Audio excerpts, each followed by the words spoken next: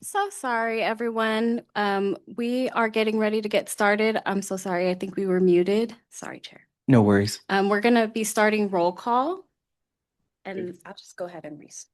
Sorry. No worries. So we did call the meeting to order. We're up to roll call at this point. So we'll start roll call over just to ensure that everybody can hear. Yeah. Hercules, Present. Lafayette, Here. Larkspur, Can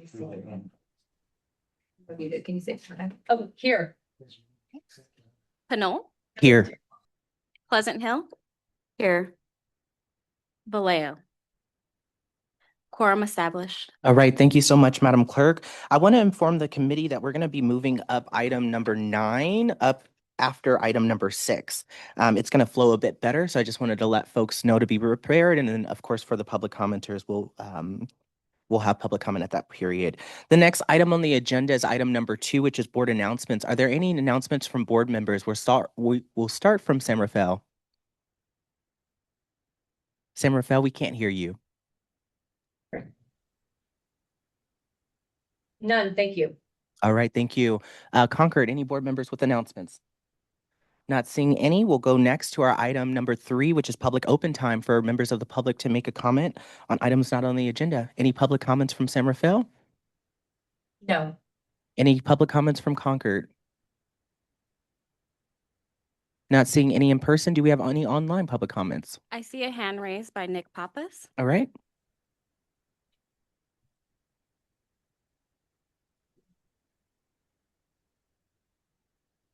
Hi, good morning, Chair and Committee. My name is Nick Pappas. I'm a MCE customer in San Anselmo.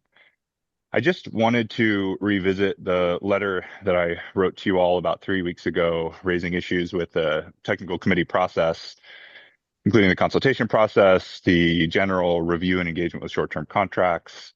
I also raised a series of policy issues related to the contracts that are procured under that process. And I just wanted to identify that I have not received any response from anyone about either the legal issues that I raised, the technical issues that I raised, the need for sort of broader reform and reinvigoration of the technical committee. I'm not going to go back into the details here. I think some of those may come up later in the items related to short-term procurement or perhaps the committee structure. But I just want to reiterate, I raised a series of concerns. I think most of them are quite valid. I have not received a reply and would appreciate the committee taking these up. Thank you. Thank you, Madam Clerk. Do we have any other public comments online? I see no additional raised hands, Chair. All right, thank you so much. That moves us to our next item on the agenda, which is item number 4, our report from our Chief Executive Officer. Good morning. Thank you so much, Chair.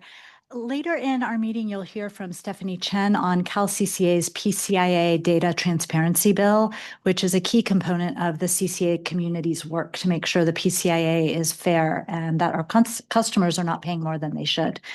Also, I wanted to make sure you saw the email from our board clerk that went out earlier this week about CalCCA's second bill. Welcome. The second bill of this year is SB 1138, which is about reducing resource adequacy costs. We will agendize a more robust discussion of SB 1138 at a future meeting. But in the meantime, check your inboxes for information about that bill, and please feel free to reach out to Stephanie if you have any questions. Taken together, these two bills reflect ongoing efforts to address the most significant cost drivers affecting our rates, PCIA and resource adequacy. And then briefly, I just wanted to let you all know in the broader context of affordability and regulatory reform, there is a Stern bill that was introduced a couple of weeks ago, which is being called the PG&E Breakup Bill. It is a legislation by Scott Wiener, SB 875, which would reform the CPUC process for cities seeking to exit an investor-owned utility and form a publicly owned utility. This bill is framed as addressing delays in the municipalization process, particularly in San Francisco's ongoing efforts to acquire PG&E infrastructure. This legislation comes during some continued public debate around IOU rate increases and reliability challenges, including several recent outages in San Francisco. So we'll keep you all updated as the bill moves through the legislative process. And then lastly, I just wanted to make sure folks were aware that staff has published digital public notices in newspapers throughout MCE's service area, announcing the board's proposed 14% rate decrease, including the Daily Republic in Fairfield, East Bay Times, Marin IJ, and Napa Valley Register in advance of the March board meeting. Our press release announcing the proposed rate reduction was also published in the Daily Republic. And that's it for my report. Happy to take any questions. All right, thank you so much for that report. I'll ask if there's any questions from board members. We'll start with Concord. All right, not seeing any, we'll go to Sam Rafael. Any questions for the CEO about her report? None, thank you. All right, any public comments on this item? Not seeing any in Concord. I don't see Yes, any in San Rafael. Are there any public comments? I see no raised hands online, Chair. All right, thank you, Madam Clerk. Thank you so much for that report. Wonderful to hear. Looking forward to item number 5, which is the consent calendar. We do have 2 items. We were very busy in February, as you all know, so our consent calendar is filled with meeting minutes, which is the approval, C1, approval of the February 6th meeting minutes, and C2, approval of the February 13th meeting minutes. I'll ask, are there any board members who would like to pull any of these items?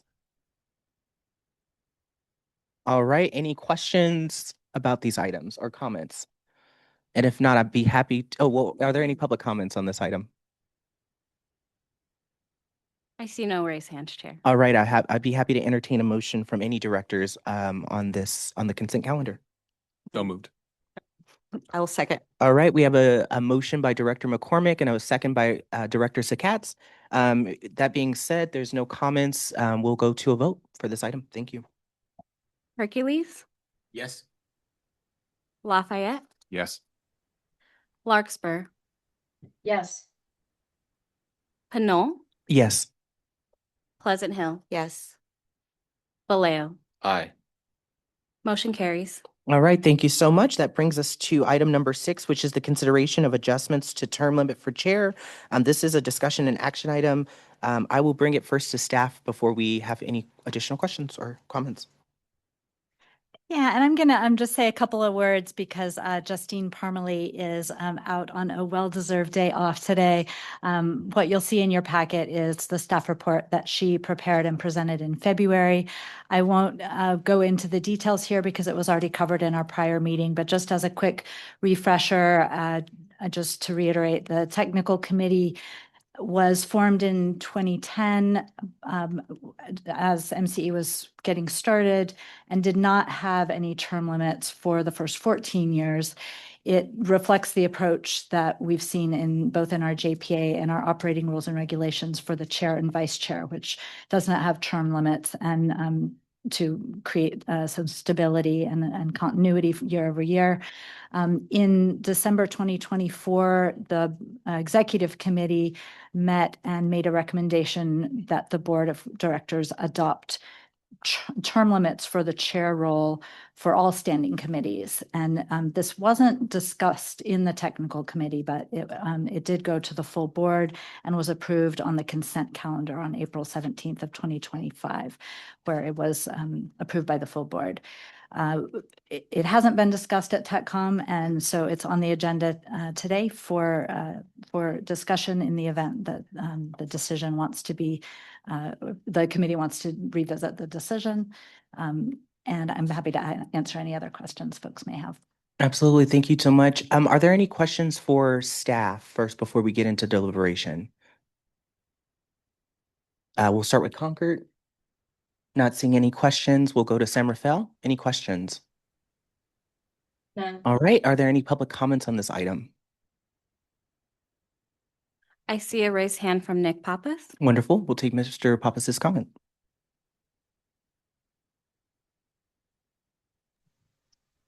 Morning. Thank you. This is Nick Papa. So I did speak on this item last month when it was agendized. And I noted that I raised a series of issues in the aforementioned memo, which again has not received a response. So I assume there's no misinformation to respond to there. I think this is a very strange item. You guys as a board just approved term limits. I think it looks very clumsy to be going back to the board several months later and saying, well, actually, we had an oops for what is effectively our main committee, and we didn't think this through and think about succession. I think this would be a pretty clumsy look if the tech committee was thriving. I raised a series of issues in that memo and at the discussion last month that the technical committee has basically not been doing its responsibility to oversee short-term contracts, which is the primary responsibility it holds. It's repeatedly canceled meetings, about half of the meetings it's scheduled in the last few years. I just can't see what the justification for this extraordinary procedural walk back would be in the context of what is a pretty obvious and significant need to just structurally reform the technical committee. And this is not a comment about the chair, but I just think in general, the committee needs some reinvigoration that is sorely lacking. So I was very surprised to see this the first time. I'm surprised to see it back again. It seems like, as I understand the term limits as they've been established, it sounds like you guys maybe don't officially have a chair, given that the term limits have been reached. And it's strange that we've spent now 2 months rather than agendizing and selecting a new chair, holding on this, Hail Mary to go back to the board and reverse your past decision. Thanks. Thank you. Are there any other public comments, Madam Clerk? I see a raised hand from Dan Segedin. Wonderful. Thank you. Good morning. Just want to say, having had some experience with term limits, that, they do promote diversity through time. They do bring fresh blood, generally in favor of them. The board has established this policy for all committees. And so there has to be a very good reason for this to be, changed. And I think what I've run into is you run in situations where you agree on that, and then someone wants to stay on chair, and then people fold, and then you start to get away from the principles that they were established for, which is diversity through time and fresh blood. So just saying, unless there is an incredible reason, of which the only thing I can think of that would stand up to a good reason would be, well, no one else is willing to serve. But if it's just kind of along the lines, well, I'd like to continue, there's unfinished work, this is great stuff, it's important, that's why we have term limits, so that there is diversity through time and fresh blood. Thank you. Thank you, Madam Clerk. Are there any other public comments? There are no additional hands, Chair. All right, thank you. I'll bring it back to board members for comments. I do want to just start, and apologies for the meeting before last that we had in February. I had a medical emergency that precluded me from coming, so we added this item we continued this item on for this agenda. I did want to note to folks, I know we have new board members, of course, to the agency as a whole, but also to this particular committee. But given that the board recently adopted committee chair term limits, but the technical committee did not separately consider how these term limits would apply, I do think that it would be very wise and prudent for us to pause implementation for now. Again, this is going to be a board decision, so any recommendation that we have today, we still have to go back to the board for reconsideration if that was something that this committee would entertain. What I think is a really, really important and exciting opportunity right now that our agency is moving through is a governance assessment. And so I do and would suggest that a temporary moratorium would give the board the opportunity to evaluate this particular policy more holistically, particularly during the upcoming governance assessment. That review could certainly consider whether these term limits are appropriate for all committees and whether some flexibility might be better support for continuity and institutional knowledge. I'd be happy to, again, continue on as chair. I'm also, there's a myriad of opportunities here that we can look to, but I did want to express that, and I know there were some questions about this, and just wanted to share a little bit about that from my perspective. But I'll go to other board members and folks who have comments. Director Sakatz. Yeah, I think I like the idea of waiting until we do the governance review. I don't know what best practices is, and I would like the consultant to weigh in on that. I think to respond to the member of the public, my understanding of why sometimes meetings didn't occur is because there wasn't enough folks to have a quorum. Many of us are very new to this committee. I think with the exception of Devin and Dion, I could be wrong, but I don't think anyone's been here over a year. So I would love to have Devin continue on. He's got a lot of institutional knowledge, and I think he's doing a great job. Thank you, Director Zakatz. Are there any other comments from board members here? Yes, Director Palmers. Thank you. Palmera, excuse me. So a question and a comment. So question for staff. So can we please clarify, did we or did we not decide on this as a board through the consent calendar about term limits for both tech and executive commissions? Yeah, so the executive committee met on December 2nd, 2024, and voted to recommend that the board of directors adopt chair limits for both standing committees, TechCom and XCOM. It was never discussed at the technical committee, at a technical committee meeting, but this recommendation did go to the board on April 17th, 2025. It was on the consent calendar and it was approved there. I understand. Thank you so much. So, I recognize that we decided that as a board, although personally, when it comes to the TechCom specifically, it's not a widely popular committee, and it's also not a very good time to have a committee meeting, to be frank. With that said, so I'm generally in favor of term limits for any kind of political institution. Not putting a number on it, not necessarily 2 terms or how many years, but in this situation, I could go either way with term limits or not. I mean, just because it's slim pickings, not everyone could do this. I barely can afford the time to make it these meetings, and so in the consideration of institutional, sustainability over time and make sure we got some folks who actually want to be in that position.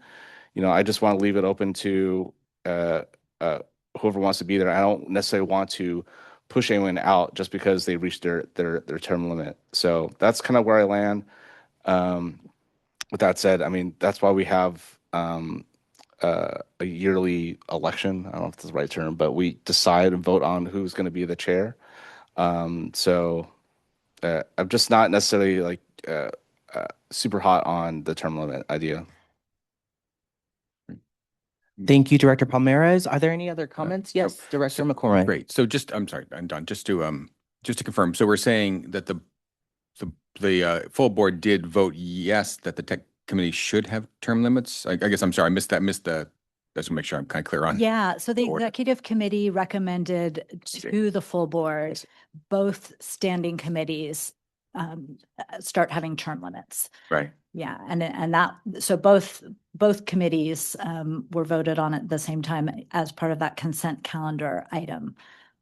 I see. So the exec committee has, but the full board hasn't weighed in yet. Is that what we're talking about? The full board is also weighed in. Both have weighed in. So the Okay. executive committee discussed it and made a recommendation to the board. The board didn't discuss it. It was just approved on the consent calendar. So then what are we, the full board has said we should have term limits. I guess I'm confused what we are discussing then. I'm sorry. I guess I'm missing the gist then. So the full board has said tech committee should have term limits for the chair. Yes. So what are we discussing then? It is a revisiting of that, Okay. that board decision. Oh, okay. With the reason, we had some requests to bring it back for discussion so I that the see. technical Okay. committee could decide if having that, having term limits applied to the committee was in the best interest of the committee, since the technical committee had actually never talked about it before. Perfect. I get it. All right. Yeah. Well, thank you. So great. I'm clear now. Yeah. So I'm actually in favor of it. I mean, it's no reflection on Devin at all, obviously, because it's phenomenal. But I just think, in my experience, rotating chairs give the committee more impact. They're more engaged because they're actually kind of in charge and they have to think about it a little more. So I personally like the idea if we have somebody that wants to do it. Now, if we didn't have anybody want to do it, I'd be perfectly happy to say, you know what, if nobody else wants to do the chair, Devin's done a great job, let's keep going. But if somebody else wants to do it then I think it makes more sense to me to rotate, and then we'll kind of rotate, somebody back on the next time. So I guess I would be in favor of respecting the board's opinion and just kind of going with it. I have to say, again, with absolutely no judgment on how we're doing right now. It's just more like, I just think I generally find if you could put somebody in charge for a year, boy, they're so much more engaged and more effective going forward. All right, thank you, Director McCormick. We'll go to Director Andre and then Director Sakatz. Or Director Andre, did you have any comments? And you're muted. Hi, okay, great, thank you. Yep. Yeah, so I am in favor of term limits. I think that the board has already approved it, last year. And I think that it's good to have rotation so that there are, we're a large board and that we give others opportunities to step up into leadership positions. I think Director Murphy's done a great job as TechCom chair. But I think, term limits are something that that make a lot of sense. I mean, elected offices, at the federal and state and local levels all have term limits. I mean, I think it's for good reason. So, and I don't feel comfortable just going back I'm a little unclear of going back to the board for just an exception for one committee. That just seems odd to me. And lastly, I do want to say that, I've served as vice chair for the last year of this committee, and I would be interested in serving as chair. All right, thank you, Director Andre. Director Sakatz? I just have a question. So as I'm reading the executive committee minutes, it says the action was to limit the term of the executive committee chair to 2 one-year terms and to forward a recommendation to the board and technical committee to adopt the same.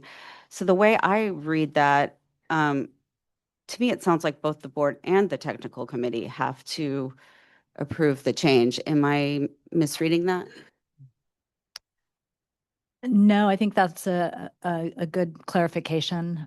Do you want to, I'm sorry, Catalina, go ahead. Yeah, I would weigh in and I think that there was direction from the executive committee that it should have gone to the technical committee to be discussed, and it seems like that didn't happen. However, the board has the authority to approve the overview, and that is where the term limits were put in. So I do think with the board's vote, while it did not have technical committee's weigh in, it was an effective vote.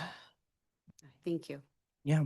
And I just want to reiterate one of the things. This was last voted on. We've been an agency for 15 years. This was voted on in this last year. And so, again, I want to reiterate the opportunity we have in front of us that many of us know is that our agency is going through a governance review and assessment. And so these type of changes, especially because they're new, I think we have a great opportunity to review this particular change, given that there is some, for lack of a better word, a challenge in how it was approved. To move this conversation forward, I'd like to make a motion for consideration for folks. And I do want to move that the technical committee recommend to the board of directors a moratorium on the application of committee chair term limits. And the committee further recommends that the board revisit and evaluate committee chair term limits as a part of the upcoming governance assessment with any potential changes to be considered following that review. I'll second that motion. Sure. Yes, Director Palmera, excuse me. Thank you. Sorry, I just want to ask a question before I vote. So when are we expecting the governance review to be completed? Yeah, Not for anyone to answer. Ballpark. I don't think we have anyone here who's directly involved in that discussion. We'll probably know more at the March board meeting. I'm not involved in that discussion, but. Is it this year? Oh, yeah. Yeah. Absolutely. Okay. I do know it's on the agenda for March to issue an RFP. Yeah. So it is imminent. It will be getting underway very soon. Okay, I so understand. within the next 10-ish months, I guess. Okay. Yeah, within the next year. All right, any other comments or questions? Director Bailey. I do. Can you repeat what the motion was? Sure. My motion was to move that the technical committee recommend to the board of directors a moratorium on the application of committee chair term limits. And the committee further recommends that the board would revisit and evaluate the committee chair term limits as a part of the upcoming governance assessment with any potential changes to be considered following that review. Okay, I'm not sure if this is where we can make a friendly amendment or do we just do a second? There is a second. You can also make a friendly amendment Okay. if that's something you're interested in with the approval of the motioner in the second. Okay, I guess I've heard a couple of points here. I've heard that there's frequently this notion of some lack of oversight from the committee, from members of the public. I take the task seriously. I think most of the board members here, the directors, take that task seriously as well. So I don't think there's any intentional lack of respect for the role that we have or the duties that we have. I have heard folks talk about lack of experience. That might be a reason to extend this, but I don't think it should be extended indefinitely. So what I would suggest is that if we go forward with this proposal, that we do it for the year. And then if the governance committee hasn't done its job, not done its job, that's not fair. If they haven't had a chance to complete their task, because it sounds like a daunting task, then we need to make some alternate decisions. So it needs to be limited to this year. We're in calendar year 2026. In my opinion, would be my for me to get support to it. And then if not, we make some different decisions. I think that there are some assumptions that vice chairs will become chairs, or there's some sort of circular process. Anyone can be chair, anyone can be vice chair. I think for continuity, I would say for both, for the remainder of the year, we hold to get corporate governance to give us some feedback. And again, if they can't do that within the year, we'll need to take some action, I think. I think the trouble for us right now is the full board has approved the process. We could have given some insight, so now we're going back and asking for the exception. That exception I could live with, but if corporate governance review, and again, that seems daunting to me as a process, takes 2 years, I think we need to have some kind of conversation. And doing it indefinitely, I think is not the best action. So I would say limit it to the year, and we can readdress it after that, if you guys would take that as a friendly amendment. So the upcoming governance assessment review within a fiscal year. We can't govern that one. I'm suggesting Right. that we do, this is a 1-year requested for extension, and then after that, we need to go to the full process. If governance is still working through that process, then we still need to take action. I think we're asking for a 1-year exemption as opposed to until they come back to us, step up an exception. Fantastic. I'm happy to support that. Director Sakatz, you're the second, so you all would also have to support for that friendly amendment. Yeah, I'm happy to support that. Okay. So, And Director McCormick? so I'm sorry. I mean, I appreciate that. I just like, I'm on many boards. You guys are too. Every single board I'm on has yearly switches of the chairs on things. So I guess I'm a little confused how we think a governance process is going to like change that, because that is, in my experience, standard practice and best practice. I'm just a little confused why we think we'd want to wait for that process to go before we would actually want to make it, because right now we're requesting the board. We're gonna have the whole board take a vote to say, please accept this committee for making an annual chair change. That doesn't make a whole lot of sense. I mean, why don't we should accept what the board has done, because that's kind of the current policy, right? It's less disruptive to accept the current policy. Then we wait for the governance committee, and then we kind of make changes, right? Because right now we're kind of like, what we're actually asking to do is make a change. So I don't know. I'm a little confused. I don't understand why it's such a big deal at all. As I said, I'm on dozen different boards and committees right now, and every single one of them, we do an annual chair change. So, I mean, that's my statement. All right. Thank you so much. Director Bailey, do you have another comment? I have a question for Jeff. Our election normally takes place, is it in the summer? I've lost track of the time, and I'm sorry if it's in our notes. Yeah, you mean the timing for a new chair? Correct. Yeah, it varies. Sometimes I think the last change that happened when Director Murphy came on was in the summertime because we had a director that had to leave mid-year. But typically we do the chair switch at the first of the year, the first meeting of the year. So it varies. There's no hard rule. Thank you. All right. Are there any other comments from board members? Yes. Oh, excuse me. Not a board member. Sorry. General Counsel Murphy. I would just ask that you consider an amendment to the motion that would include an interim chair, that the role be an interim chair, since we are asking to pause changing out chairs, that however you want to frame your motion also includes an interim chair while that pause is in effect, if that helps. Can you express that? I'm sorry, I'm a little bit. Yeah, no. So with the term limits that are in place, I think arguably we could technically view the chair position as a vacancy. And so if your motion is to pause that change, then I would encourage you to consider listing in your motion an interim chair and state who would be that interim chair. Okay. Director Sakatz, are you fine with that amendment? Yeah. I'd be fine with Yes, I'm Okay. fine with that, and I would list you as the interim chair. All right. Any other comments or questions? Yes, Director Bailey. Just another from staff. So is the intent here to select a chair tonight as well, or is it just to have this conversation to send this to the board? I want to make sure I'm clear. It's my understanding is just to have this conversation get sent to the board. I think that clarification just based on the limits that are in place that were approved by the board, it would benefit us to just establish that the committee is identifying an interim chair until those limits are effectively unpaused or approved as the paused, or we get further direction from the board. Okay, and then just to follow that same through the chair, then it would come back, if they say, if the board says no, it would come back, and then there'd be at some point an election or an appointment of chair and vice chair. Okay, Correct. thank you. All right, any other comments or deliberation? All right, not seeing any. We took public comment on this item already, and so we'll go to Madam Clerk, can you call the roll? Hercules, Aye. Lafayette, No. Larkspur, No. Pinole, Yes. Pleasant Hill, Yes. Vallejo. Aye. Motion carries. Thank you so much. The next item on the agenda is item 9. Just a reminder, we're moving item 9 up just for a better flow. Item 9 is short-term power contracting update. I'll bring it to staff for the staff report. Morning, Chair, members of the committee. My name is Steve Mariani, and I'm the manager of Power Resources here at MCE. I'm seeing my slides up. So I'm here today to present details about our short-term contract structuring, how MCE utilizes these contracts. Hoping this information can bring context to some of the ongoing conversations that have come before your board and committee over the past few months, and it can inform how we continue forward with our procurement process. Am I close enough to the mic? I was just going to ask that, but I thought just you knew. noticed it as I saw it up there. Thank you. Thank you, Director.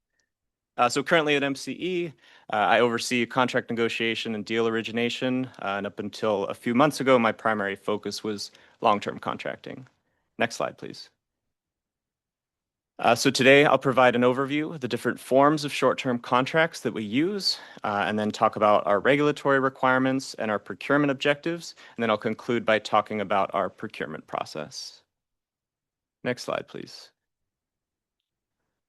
So with this presentation, I hope to build upon several presentations that have been provided recently, including the 2025 board retreat presentation, where I discussed how we manage our power portfolio and the different product options that we can purchase.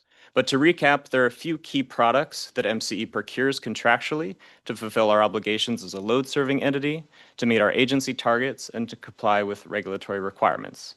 I'm going to go into each of these products in detail in later slides, but at a high level right now, there is specified energy. We purchase this in the form of PCC1 bundled renewable energy and carbon-free energy. Both these two types are both purchases of physical energy from verified renewable or carbon-free resources. The second product is resource adequacy. This is a capacity product. This is not an energy product. Resource adequacy is a regulatory instrument that ensures that the grid has enough resource potential to meet peak demand when the grid requires it. In certain instances, if we're buying import RA, we'll make this note that we have purchased import RA and we are required for compliance purposes to also procure corresponding energy. But this is the only time that there's an energy purchase associated with RA. The last product is a purchase of wholesale energy, which gives us CAISO revenues for specific hours when we need to hedge our load costs. Next slide, please. So the purpose of this table is to illustrate that from a product perspective, there's no difference between the products themselves that we're buying through either short-term or long-term contracts.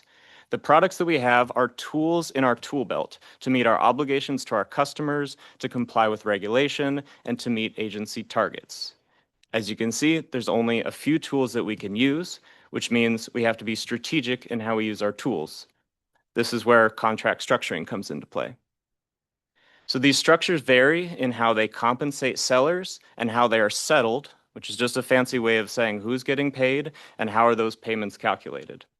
The reason for a variety of structures is to allocate risk between buyers and sellers, and then to compensate commensurate on the risks of who's buying and selling. For energy products, these payments also depend on who is scheduling the energy into the ISO. So as a brief recap, Per CAISO rules, MCE schedules our load and we schedule our supply that we're responsible for scheduling through our contracts. We pay CAISO charges for the load that we schedule, and we collect CAISO revenues for the supply that we schedule. I'm saying all this because I'm noting that we don't schedule all of our supply from all of our contracts, and therefore we have to have payment structures that account for this. One additional clarification I want to make is to provide that when we discuss contract structures and contract durations, this doesn't automatically translate to whether we're talking about an existing resource or a new build resource. MCE has signed long-term PPAs for existing resources, and we've signed short-term Index Plus contracts for new build projects. Next slide, please. So first, talking about Index Plus contracts. So this is where MCE buys bundled energy from a specified resource, either renewable or carbon-free. All of these contracts are physical energy purchases, with the specified generator identified in the contract and signed before any electricity is produced. Throughout the year, we receive the meter data and proof of imports, or called tags, from these energy resources, and then we submit all of this data to the regulatory bodies at the end of each year to validate that all of the electricity that our customers used equals the energy that MCE purchased through either long-term PPAs or through Index Plus contracts. There's an extensive process that all of these projects go through before and after they produce electricity to ensure that they're compliant with all state laws governing both the sources and the emissions associated with these energy purchases.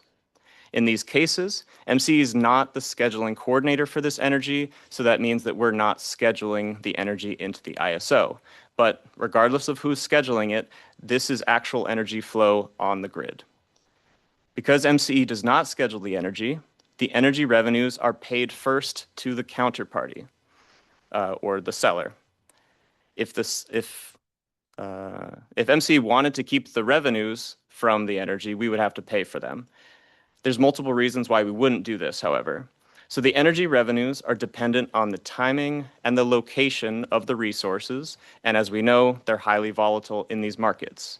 MCE can specify the resources that it's purchasing through these contracts, but currently it can't specify when or the hours in which the energy is delivered. And then in certain contracts, there are several renewable resources included that can provide energy.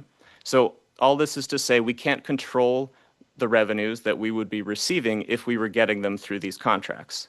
So since we don't know the exact amount of the revenues, we pay a price for that energy that is indexed to the revenues that are being received by the generators. This puts the market volatility risk on the seller, and it also relieves the administrative burden of transferring those CAISO revenues over to MCE. These contracts mitigate risk for MCE because they are commonly firm volumes of energy. This is a really important part of portfolio management strategy, so I'm going to take a moment to make this point clear. MCE continues to build out our portfolio of long-term PPAs, and we have hundreds of megawatts of new resources that we've executed contracts for and that are in development right now. But under long-term PPAs, the energy that we get is not fixed. Every renewable project will fluctuate due to when the sun is shining or when the wind is blowing. Generators can also go down from time to time. There might be a local grid emergency that causes the plant to not be able to produce, or they might have to go down for planned maintenance. At the same time, our load fluctuates, and we may be above or below our forecast, also based on the weather. So we're managing throughout the year the balance of supply and load. When our long-term PPAs over or underperform, we need a precise tool that gives us a fixed amount of supply to fill the gap or sell the excess so that we're not undersupplying our customers or we're not overpaying for the energy. For a quick recap from my board presentation, these Index Plus contracts play a small but critical role in the portfolio by firming up the energy that we purchase so that we're as close to our final load at the end of the year. But as I mentioned earlier, these Index Plus contracts have to be executed before there's any flow of energy. So we're beginning to make these purchases of supply 1 to 2 years out, and then leaving a balance of that position for a quarter ahead basis for purchasing so that we're smoothing out pricing exposure and so that we have a better forecast in the months leading up to those. Next slide, please. So it's a common misconception for bundled PCC1 energy to be compared to carbon offsets. These concepts are not interchangeable. Carbon offset is a claim that a carbon-reducing activity somewhere else would offset emissions caused by a customer's business or customers or businesses' activity where they're located. PCC1 RECs are generated when certified renewable energy is generated in or delivered into California. And the regulators will only consider this legitimate if the energy is bundled and retired by the entity that is purchasing the energy, as well as only if MCE has entered the contract before the energy is produced. Only one entity can claim this bundled PCC1 energy for certifying its portfolio content on the product content, power content label. The requirements for where the energy was generated and that the contract was signed prior to the creation of the energy make bundled PCC1 energy a much more robust product than a carbon offset, and it's why MCE's board directed MCE to only purchase PCC1 energy. The requirement for having a contract in place prior to energy flow is the key element that enables additionality. Additionality is the causation of a new resource to be built. When the renewable energy developer is seeking to secure financing for a new project, it must ensure that it has reliable revenue streams to prove viability for lenders or investors. The requirement that the contract for PCC1 energy be in place before it produces is what ensures that the purchases from renewable energy are made in advance and that sends a price signal to clean energy developers that they'll have a stable source of revenue once the project is built. There are various reasons why a developer might choose to do a short-term index plus contract instead of a long-term PPA. For instance, they might sell the energy just from the first few years of the project's life. We've done these contracts and they're called noses of a project. They might also sell the test energy that they're producing before the project has officially reached commercial operations. And there's a number of reasons why they would do that. They might be allowing for additional time to negotiate a long-term PPA. They might also be waiting to be granted the ability to provide resource adequacy, which is required from the grid operator. I'm going to switch gears here to the next slide, talk a little bit about RA. RA resource adequacy is another product that MCE must procure to meet compliance requirements, which mandate that all load-serving entities contribute to sufficient capacity to the grid operator so that it can ensure a stable grid. Regulators decide how much capacity can be provided by every generator in CAISO, and then LSEs go out and secure contracts to report on their regulatory filings for this compliance instrument. For these RA-only contracts, we are not purchasing energy from these resources. We are purchasing the rights to claim the resource on our regulatory filings, and then the sellers committing to following CAISO and CPUC requirements to be available during peak demand periods. We purchase short-term RA-only contracts to mitigate our risks of being out of compliance and facing penalties for non-compliance. Next slide, please. So the last category I'll cover today is our CAISO energy hedges. We purchase hedge contracts for the rights to collect revenues that will then offset our load costs. If you recall, we're paying for our index plus contracts based on the revenues that we would receive from buying that specified energy. Under these agreements, under the hedge agreements, we pay a fixed price in exchange for CAISO energy revenues that correlate closer to our load costs. So you might ask, why don't we use the energy revenues from Index Plus contracts to offset the load costs? Well, as I said earlier, these specified resources are purchased from all over California, and for carbon-free, they're sometimes imported from out of state. So this means that energy revenues that we would receive from Index Plus contracts are highly volatile, and they're not highly correlated to load cost. So this is all to protect MCE ratepayers. It is more prudent to pay for renewable and carbon-free energy at the rate of the revenues we would receive from those contracts in the market, and then instead purchase the rights for CAISO revenues that more closely track our load costs. Next slide, please. Now that we've gone through specifics of these contracts, I want to zoom out a little bit, talk about the regulatory framework that our power procurement operates within, as well as our procurement obligations. State lawmakers and regulators establish rules for entities like MCE to follow when we purchase energy to serve our customers and what we can claim with regards to those purchases. We think there is great value in following a consistent determination of what dictates our portfolio content, and that is the role that these regulators serve. Every year, MCE submits extensive reporting to the CEC, the CPUC, California Air Resources Board, and the CAISO to vet all of our energy resources, including our contracts, and they're verifying the proof of generation and where it was delivered. Now, reasonable minds might debate how the state accounts for our content and where the most effective place is to spend our power budget. But at the end of the day, and this is for your board to determine, both through our agency targets and other policies you could adopt. To help with this, we want to provide a little bit of context based on recent discussions in front of your board and public comments received. So recently, questions have come up about the validity of certain purchases from Index Plus contracts. And there's a claim that these purchases are simply resource shuffling and no new resources are being built as a result. So I first want to address this. MCE's procurement strategy involves all tools that we have at our disposal. We have an ongoing long-term procurement effort focused on negotiating long-term PPAs. Most of these contracts are for new steel in the ground. We are very careful with these contracts, though, because there's an incredible risk behind signing a 10 or 15 or 20-year contract with a project that might not perform as expected, because we expect the grid to change significantly over the next 20 years. Nevertheless, the long-term PPAs are the bedrock of our portfolio. They provide many benefits, and so we are continuing to build out this portfolio around the long-term contracts. The budget for the long-term PPAs might look small currently as a proportion of our total budget, but that's because, as I've mentioned, there are hundreds of megawatts that we've currently contracted for but are not yet online for, so we're not paying for them yet in our budget. So these numbers are gradually going to balance out in future budgets. Secondly, there has been some criticism at MCE as a result of being a first mover entity in a first mover state when it comes to RPS and cap and trade programs.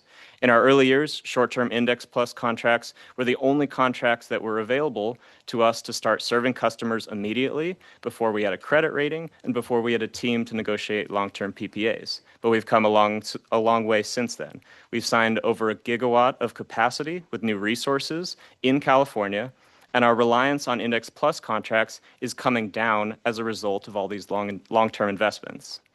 At the same time, other states are catching up to California, establishing RPS programs of their own and cap and trade programs to address the leakage issues that have been raised in some of the comments that were filed.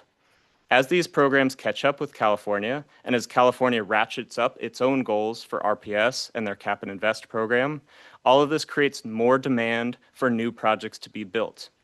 This is where MCE's purchases contribute to a greater push for new projects being built. If MCE stopped making all carbon-free purchases tomorrow, you would thereby make it easier for neighboring states to comply with their RPS and cap and trade programs, and you could in effect slow down investment in new generation. On top of this, without the electricity that's purchased and brought into California, we would run the risk of undersupplying our customers on our power source disclosure. And in the case of our targets, we may not meet our targets, and we might not serve our customers with the level of energy that we have promised them through our products. Nevertheless, it's been made very clear that the cost of procurement in tight markets is a strain on affordability, and therefore we want to move forward with board guidance so we can be prepared for situations like this if there are prices increase, if prices increase again.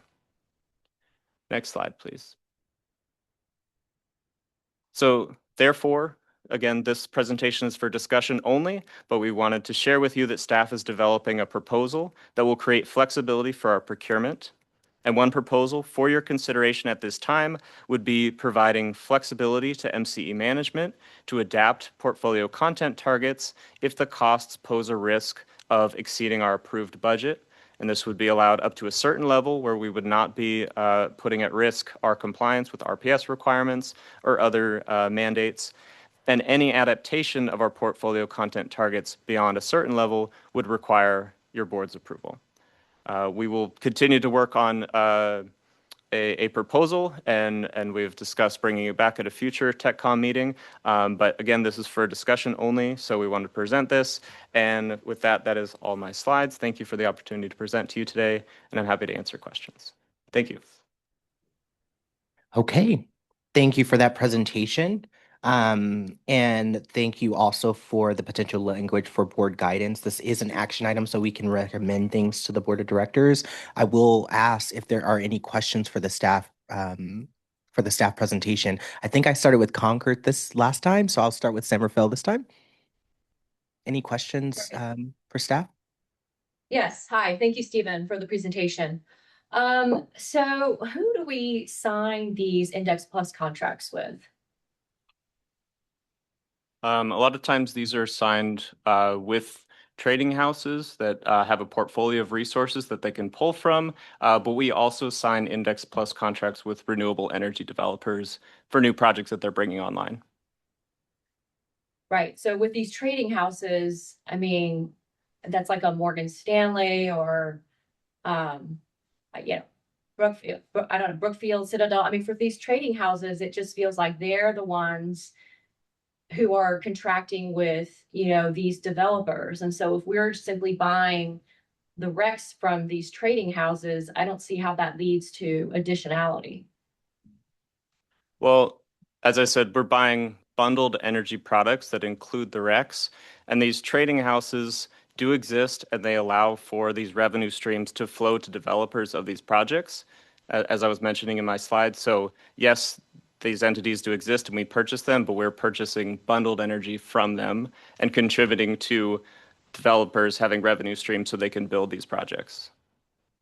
Right. Well, I mean, with respect to the bundling, I mean, what I understand is if we enter into a long-term PPA, right, with like a solar or battery facility, we would get the energy, we would get the resource adequacy, the additional capacity, and we would get the renewable energy credit, right? We would get all three of those things if we enter into a long-term PPA. Is that correct?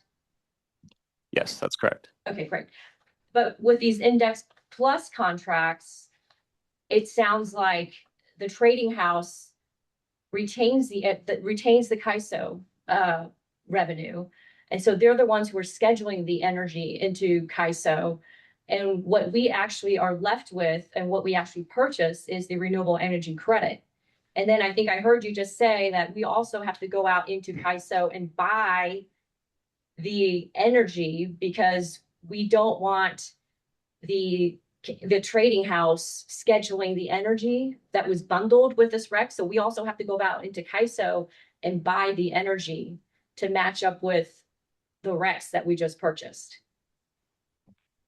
Director Andre, I want to make sure that we have time for your questions. So can you pose your questions as questions so that the staff can understand how to move? We're going to go to other folks too. So yeah, what's I'm your just trying question? to understand. I'm just trying to understand like the Index Plus, like how that's working, because it sounds like the seller is retaining rights to the energy and all the CAISO revenue, and all that's being transferred to a buyer like MCE is the renewable energy credit.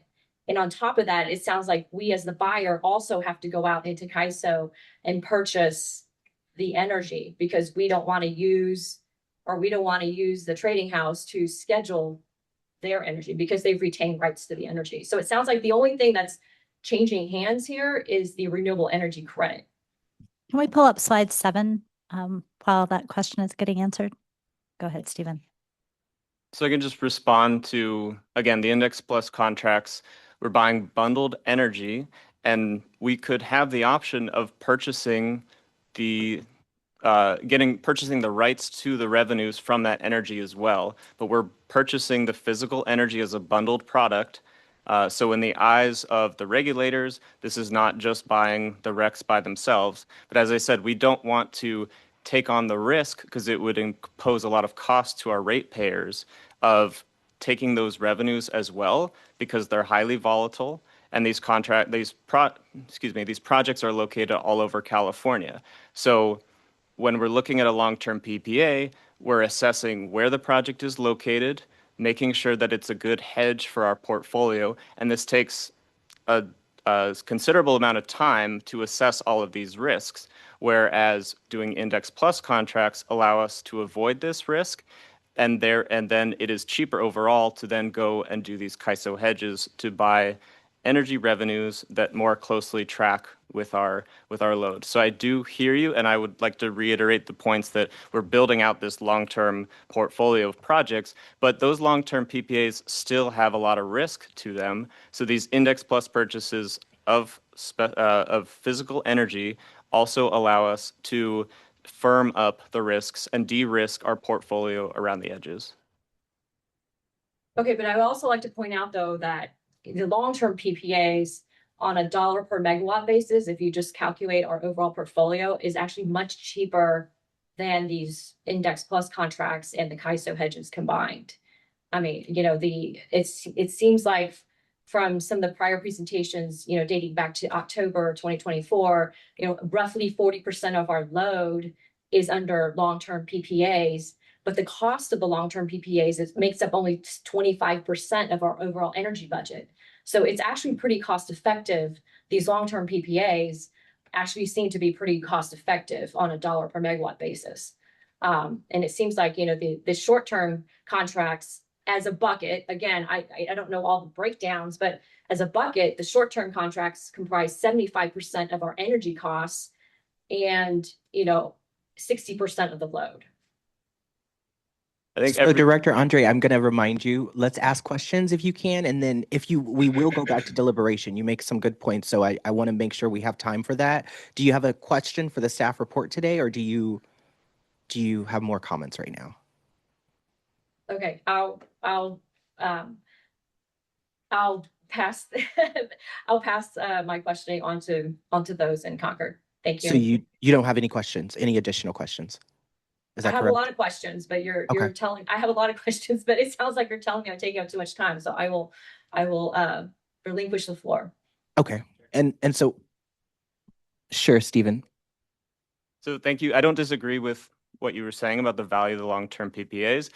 And I'll reiterate the points that were in the presentation, which is that we are building out this portfolio of long-term PPAs. But these do take considerable amount of time to negotiate because there's a lot of risk that goes into them. And there's also not an unlimited supply of projects that are well hedged to our load costs, which would be near our service territory that we can find out there. So there isn't an opportunity that we would have to, nor, as I said in the presentation, would we want to have an entire portfolio built up of long-term PPAs because they're not fixed supply. There's a lot of risk involved with them. But that being said, we're moving towards a much more long-term based portfolio, and that is due to the value of those contracts. So I hope that answers your question. All right. Thank you so much. We do have some questions here in Concord, so we'll start with Director McCormick. Great. Thank you. Interesting. I know it's a balancing act we got to do. I'm kind of curious. I mean, I love the idea, I think at the very end, which I think is the kind of point of the thing, talking about, some kind of broad guardrails that we can provide, the board can provide. I'm just kind of curious what factors went into the particular guidance that staff is recommending here. I'm just kind of curious, just briefly, the 20%, you have a $20 million kind of point that we hit that triggers this option to give us, potentially adjusting some of our targets. I'm just kind of curious, what does 20 million mean in the context of that, and what does the 5% degradation mean? I'm just, if you can maybe opine on that a little bit. That feels like the kind of meat of it, or a very significant part that wasn't really. I didn't have a whole lot of framework for that. Sure. I do just want to say that's a very initial proposal at this stage, and we're going to expand upon that. But the general thinking is that there are times when these prices will spike and then cause potential budget overruns, but all of that goes into estimates that we would have to do and have some internal sort of controls to be able to make those assessments where the budget might head. So I think Johnny's going to cover a bit of this in his presentation as well, but want to reiterate that this is a very preliminary proposal at this point. But is the tech committee being asked to approve this? No, this is for discussion. Okay, I guess I mean, we have discussion action as our to do here, so I'm kind of wondering what our action is then for this item. Does general counsel want to take that Yeah. question? Thank you. The committee could provide additional feedback or direction to staff to consider additional options or additional parameters. This is an initial proposal that I think that the team is going to continue to refine. And so then if the technical committee wanted additional components to be addressed, that could be direction that is given to staff. Okay, yeah, okay, that's fine. Because usually I think of action is like we're taking some sort of motion or whatever. That's fine. I think this is great. Thank you very much. I would love to have a little more context around this particular thing. Like what are like I don't want to go in the depth that we did, but like when we did the rate reduction proposal, there was a lot of here are the pros and cons and how much guidance should we have and what and I think I would love to dive into this. I think it's terrific. So thank you very much. Thank you, Director McCormick. Director Pomares? Thank you for the presentation. And you may not be able to answer this, but aren't our energy storage projects have an indirect effect and maybe part of our overall strategy to mitigate our reliance on short-term contracts? Yes, definitely. It's helping to shape our portfolio and move energy into hours that more closely track our load costs. So that'll contribute to our overall value of our portfolio. So just spitballing here, but I mean, if this is a concern about the volatility in the market, I mean, can we adjust that and somehow invest more in those energy storage projects so we don't have to rely on, or not rely on, but be vulnerable to that kind of volatility?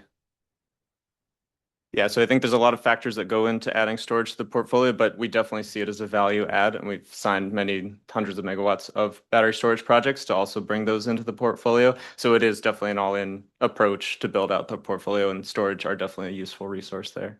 Sure, but I mean, have we made a decision to increase our efforts in energy storage to accommodate that? Because I mean, I guess I'm concerned about where is this going to end? You know, what if this keeps on getting worse? You know, I want us to be prepared infrastructure wise for even the worst case scenario, I guess. 100%. Yeah, I think there's definitely still room in the portfolio to bring in more storage resources, but that is what Power Resources is doing as we do our portfolio analysis. And before we go out for a long-term solicitation, doing all of that portfolio fit analysis to see, what is the most cost-effective way to do that? Is that adding renewables by themselves? Is that pairing renewables with storage? Or is that adding storage contracts by themselves? So yeah, it's all as part of adding value to the portfolio. Okay.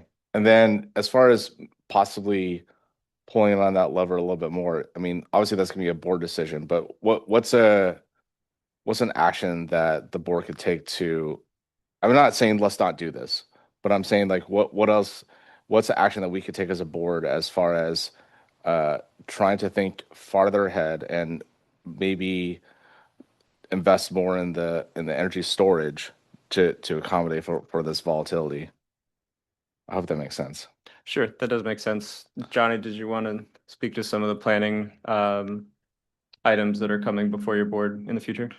Yeah, definitely. So the question you ask is actually something that is very relevant for this particular year because we're just starting to get into the IRP planning process, which is comprehensively looking at where the current portfolio is and how it can be morphed to meet the stricter regulatory requirements that are coming in and also fit where MCE is trying to serve its load.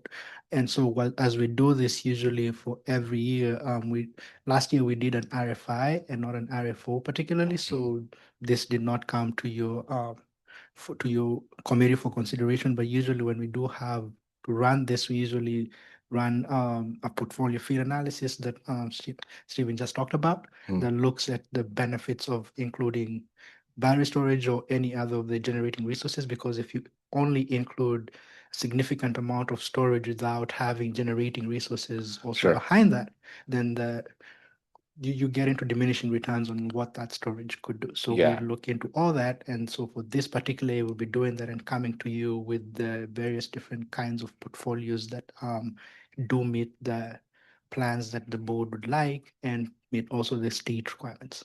Okay, great. And I'm only asking these questions because I want to make sure that we are keeping our eye on the ball on this one. Yeah, and just to acronym check, you said RFO. I don't know. I'm not sure what that means. Request for offers. Request for offers. Okay, thank you so much.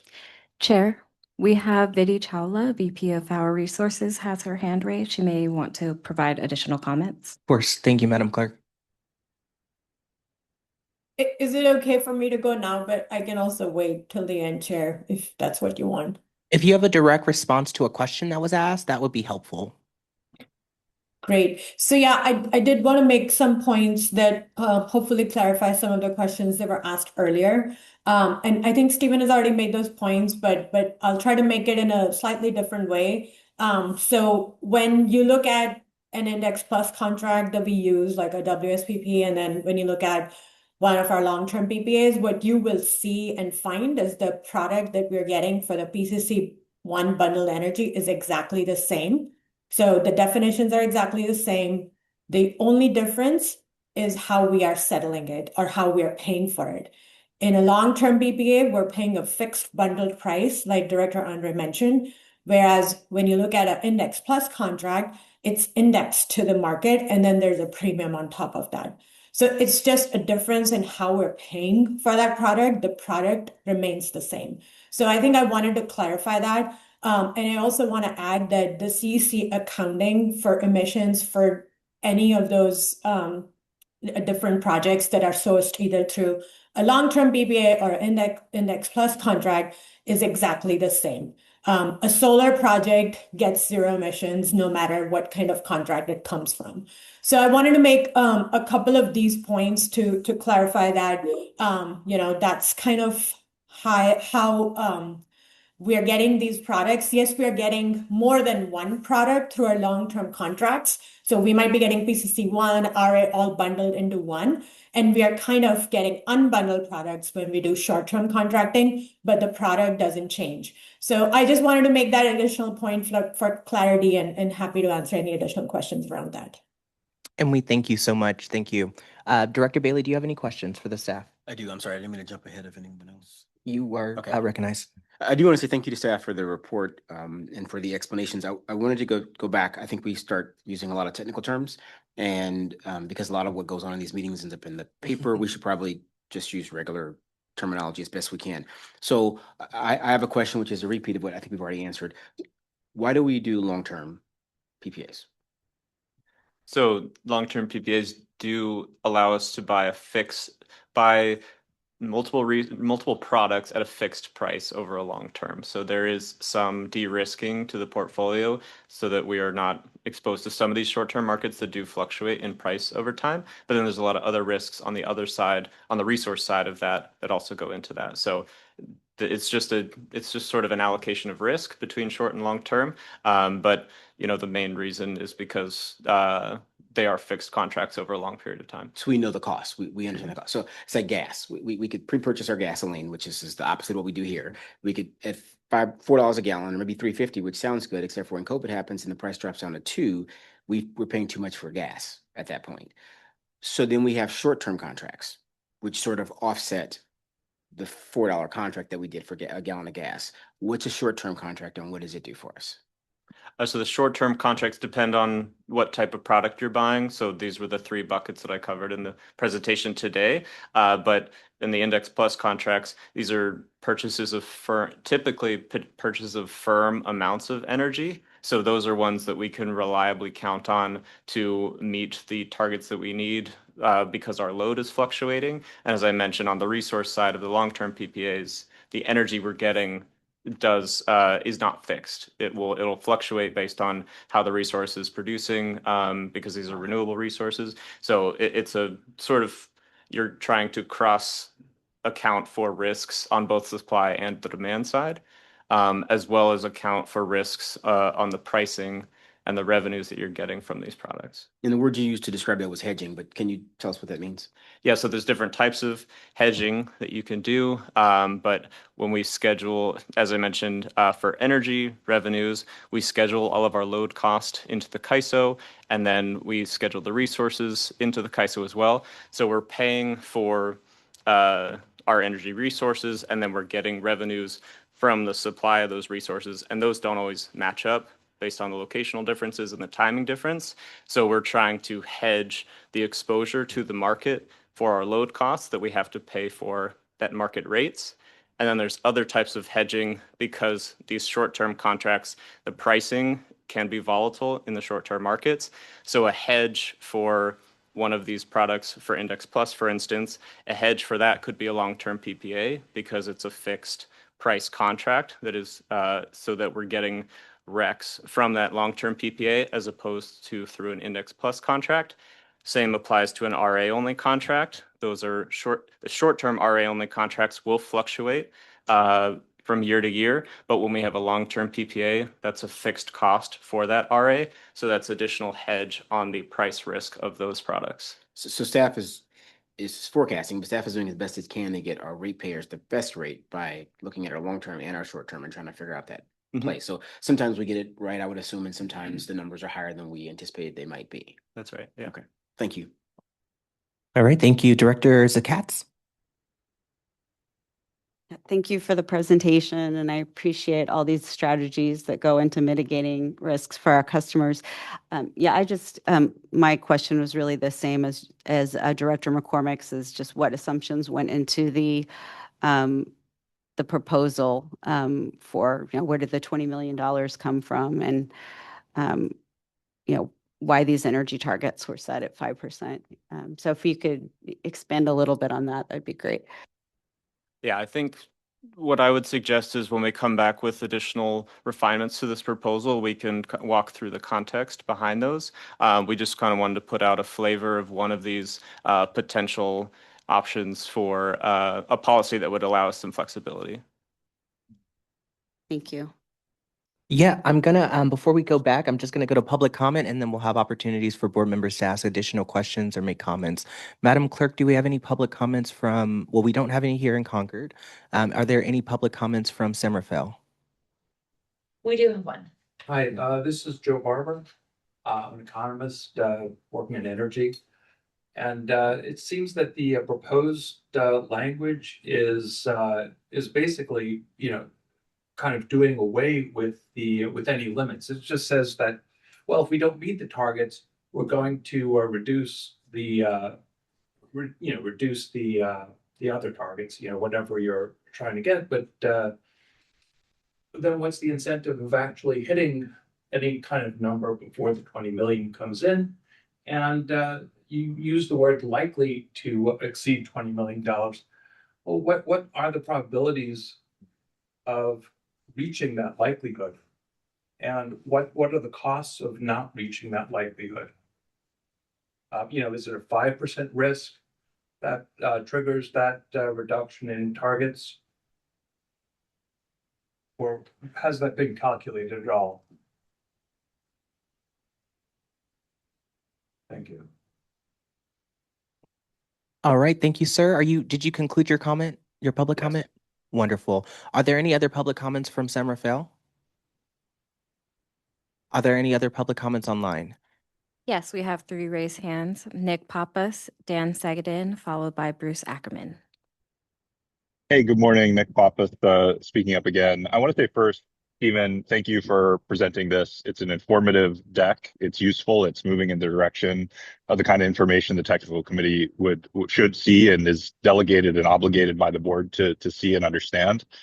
I did submit a letter this morning to each of you outlining what are, in my view, some serious deficiencies in the level of detail and engagement that this represents, if this is intended to fulfill the consultation requirement that you have through R 2020-04. Just reference the memo I submitted a few weeks ago that goes into detail there. And that the letter that I sent this morning has a series of recommendations of the types of information you should be requesting.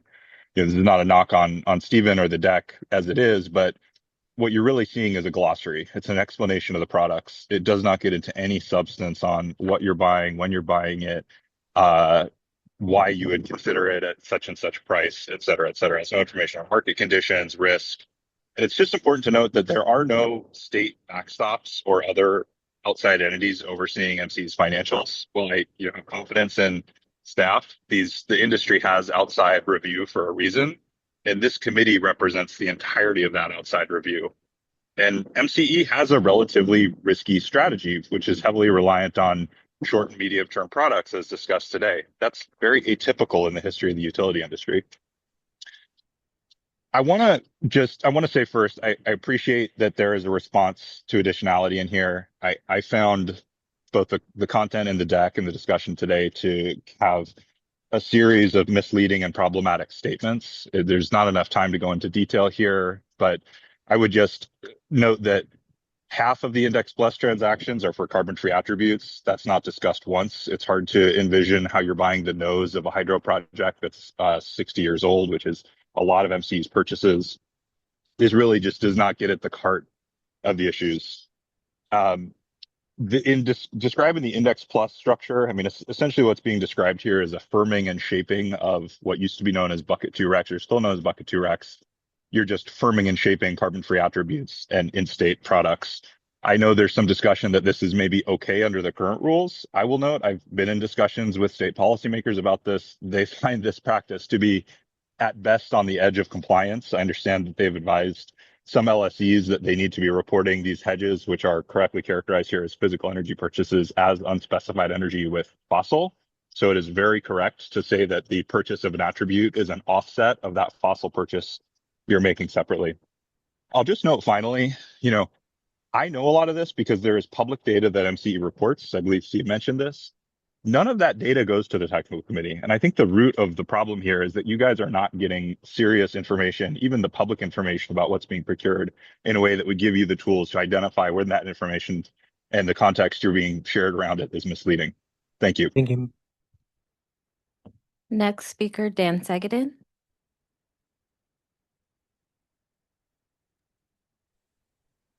Good morning. Thank you for the presentation. To follow up, I just want to say there's a lot of confusing information in here. And let me focus on this conflation of two things that are totally different: a long-term PPA and a Index Plus contract. And then, as pointed out, the long-term PPA, we get everything, the energy, the attribute, and so on, the RA, and it enables long-term financing of new power plants, because banks want a fixed stream of revenue for 15 to 20 years that they can make a loan on. I hope that's intuitive to people. They don't lend on short-term contracts that have variability in price going from $25 to $100, then back down to 25. You don't lend on that. So I hope that's clear to the people. And these Index Plus contracts, to be clear, we keep saying they buy the energy. I want to be clear. Legally, it says that MCE takes title to and, quote, buys the energy. What also happens, and this is why we call them attribute only, is they zero out the invoice. They credit the invoice for the exact amount of the energy purchased. So MCE does not pay for the energy. They don't schedule the energy, as was talked about, and they have to hedge the energy by buying system power in the market. So in no way is this like a long-term PPA, except for this narrow regulatory construct of PCC1, which these Index Plus contracts have been designed to meet, which is why this confusing point of you can say you actually purchase the energy legally, but you don't pay for it, you don't schedule it, and you have to hedge it. If you think about that, we've covered all of this in our memos that are on the website. If you go to the board and committee meetings, go to the bottom, public comment, February 2nd and February 11th, the MCL letters, we talk about this in detail. So this conflation of two very different types of contracts. And it's also interesting to me hear about the risk of long-term PPAs. Yes, that's true, but I want to point out the risk that has been manifesting is all in these short-term Index Plus contracts. That's where your energy costs went out of control last year, because you were relying too much on this short-term stuff that does not have additionality, because it doesn't create long-term financing. So this is kind of wasted ratepayer money, and you've got to take a much closer look at this and whether there's actually any environmental benefit. These things about the nose and the tail, all this is really small potatoes. So you have to take a close look at this and consider saving a lot of money here and deploying it to places where it can actually reduce GHGs. Thank you. Next speaker, Bruce Ackerman. Yes, thank you. I'll just be very brief. I very much appreciated the presentation and the the questions and no doubt discussion which will follow. This is just complicated, and especially for members of the public who may not be as well informed, it's hard to follow. So I know it would take time, but at a meeting, but if it were possible to give some examples, and they could be fictitious examples, so we don't have to reveal contract negotiations, but what it means to do each one of these and what actually happens, just to make it clear for the public and board members what each of these strategies achieves. But thank you, and I appreciate the discussion.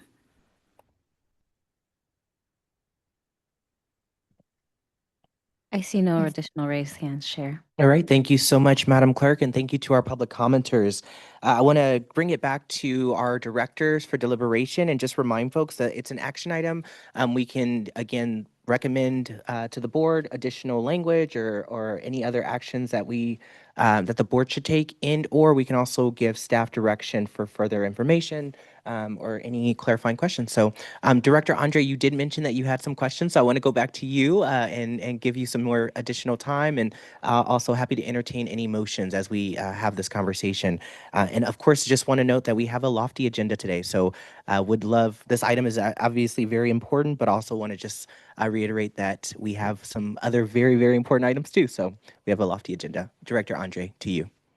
Okay, great, thank you.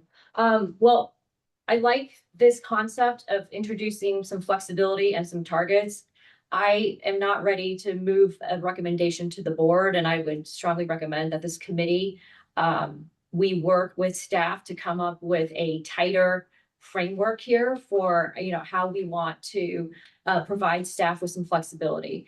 My concerns are there is a lot of risk in these short-term contracts and in these index plus contracts, for the reason that with the long-term PPAs, you pay a price and you're getting essentially everything bundled together. These short-term contracts, we have to go out, we have to buy the separate resource adequacy, we have to separately buy the energy, and we're separately buying the RECs. So there's a lot of risk because we have to enter into 3 different separate transactions to acquire the energy and the capacity and the renewable energy credits that we need. So I feel very strongly that, we need to have well-defined parameters for staff as we're, trying to get a handle on in terms of how we can provide better oversight on these products. My preference is, and I agree with the public commenter here, the way this is phrased, it's like up to 5%. Well, 5% of what? Up to 10%. Well, 10% of what? I mean, I think that what the board needs to do, the renewable target is a board policy, and the board needs to define what the targets are. And if we're going to be 50% to 60% renewable on our light green, then the board needs to define that. If we're going to be 75% to 90% on carbon free, the board needs to define that. The board needs to define the box, and then management has flexibility within the box or within the target range, depending on what the pricing is. I think the way this is written, this is like a moving target because you're like 5%, again, 5% of what, 10% of what. So I would encourage staff to think about, what are the appropriate bands here for the target ranges that you can recommend to the board.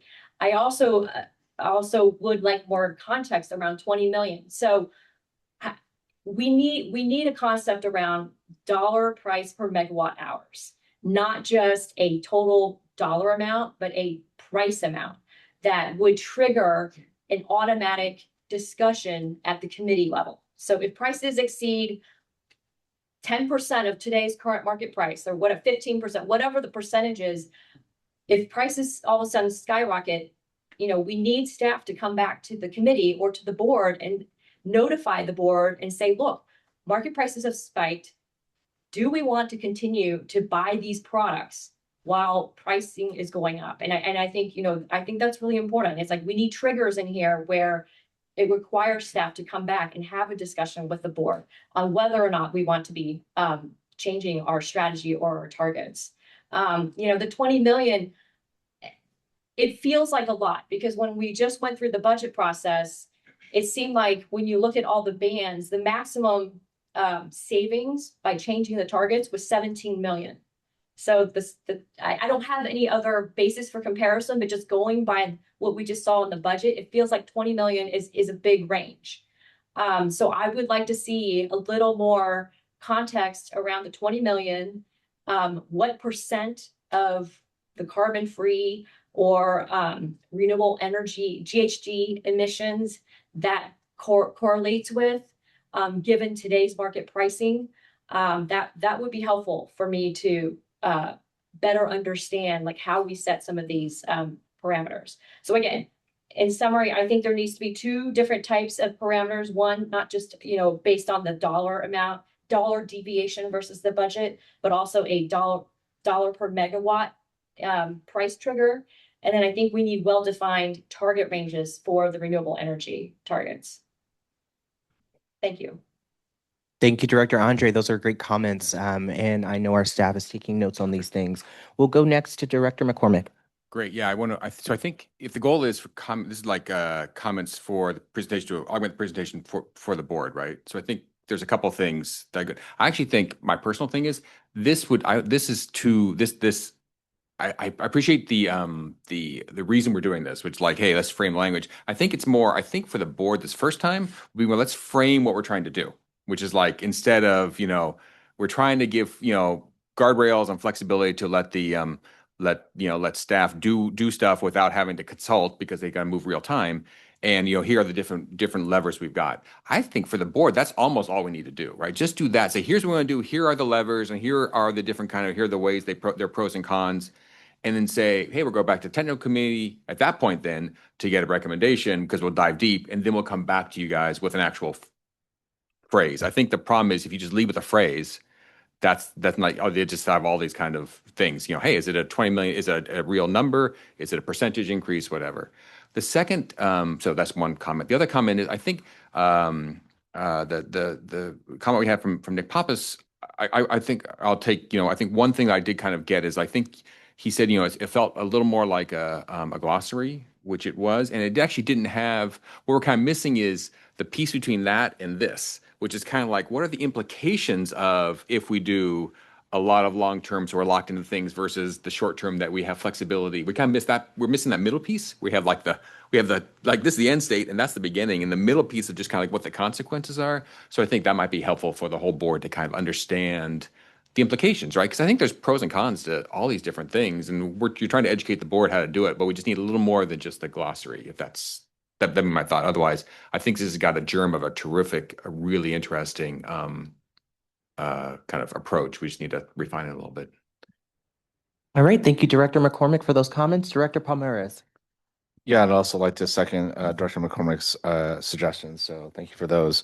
I think what would also be beneficial for not only this committee, but also for the board would be a breakdown of bundled versus RA versus, what was the last one? The hedging, like in a dollar amount. Because right now it just seems like it's all equal, but it's not, correct? So I think it'll be useful for us to understand like how much are we committing to each of those. And I think it might be, and I'm just speculating here, but there'll be critics who would be upset if like a lot of it was dedicated to hedging. So I think a breakdown of that, and then if you could show what we did with those strategies over time in the last year, I think that'll be useful in context as well.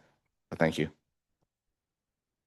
Thank you, Director Palmeras. Director Bailey, do you have any additional comments? Still formulating, come back to me, please. All right. Thank you, Director Sagatz.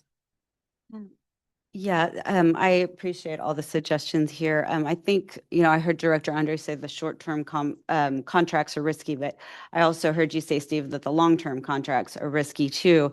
And I'm wondering if we could, when this comes to the board, if we could bring maybe some historical examples of what some of those risks are. What is a project in the past, a long-term project that maybe didn't go the way it was anticipated? Maybe not even one of our projects, just out there in the industry. I think that would be helpful.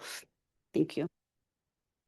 All right, so I don't, oh, yes, Director Bailey, go ahead. Sorry, I had a question for Director Andres if she's willing to answer it. What's on the screen? So we've heard these other comments, and I think they're all great. But on the screen, what would you change specifically? Because I think we need to come up with something that we can give staff direction. And I don't think that I understood what your change would be. I understood that you would like changes. So could you repeat that just so we can try and incorporate that? Director Andre, do you feel comfortable? Oh, you are muted, excuse me. So you may be speaking right now. Yep. Yes, sorry, thanks. Yes, so I think that, what needs to happen is I think the board, the renewable energy targets, I think that's a board policy decision. So I think that needs to be set by the board. It shouldn't be determined by one person what our renewable energy targets are. And the way this reads, it says the COO may reduce the energy targets. Well, as a board member, I think that should be a board decision. So I think what needs to happen, the discussion at the board level is, well, do we want to say that our light green product is 55% to 60% renewable? Right now, it's just 60% renewable. And so if we want to give management some flexibility, I think we need to say our light green, we are going to target 55 to 60% renewable energy, and 80 to 90% carbon free, whatever the board decides. I'm not making a specific recommendation right now, but I think that needs to be a board level decision, what the target ranges are.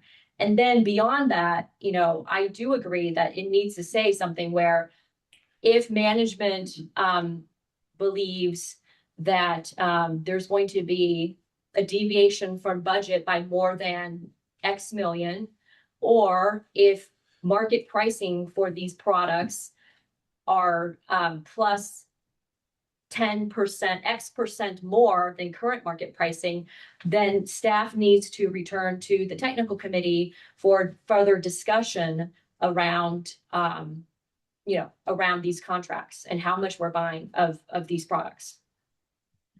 Thank you. I guess what I suspect through the chair, what I suspect is that there's not always that time. So if I think this is to give that direction, it's just in advance, right? I think someone used rails or something like that as an example. So Right, guardrails. I think we're saying the same thing. I think it's just more like, how do we come to this? And leading with a paragraph is tough. You want to lead with like what we're trying to achieve. And then we have the paragraph as the second thing. I think that's right.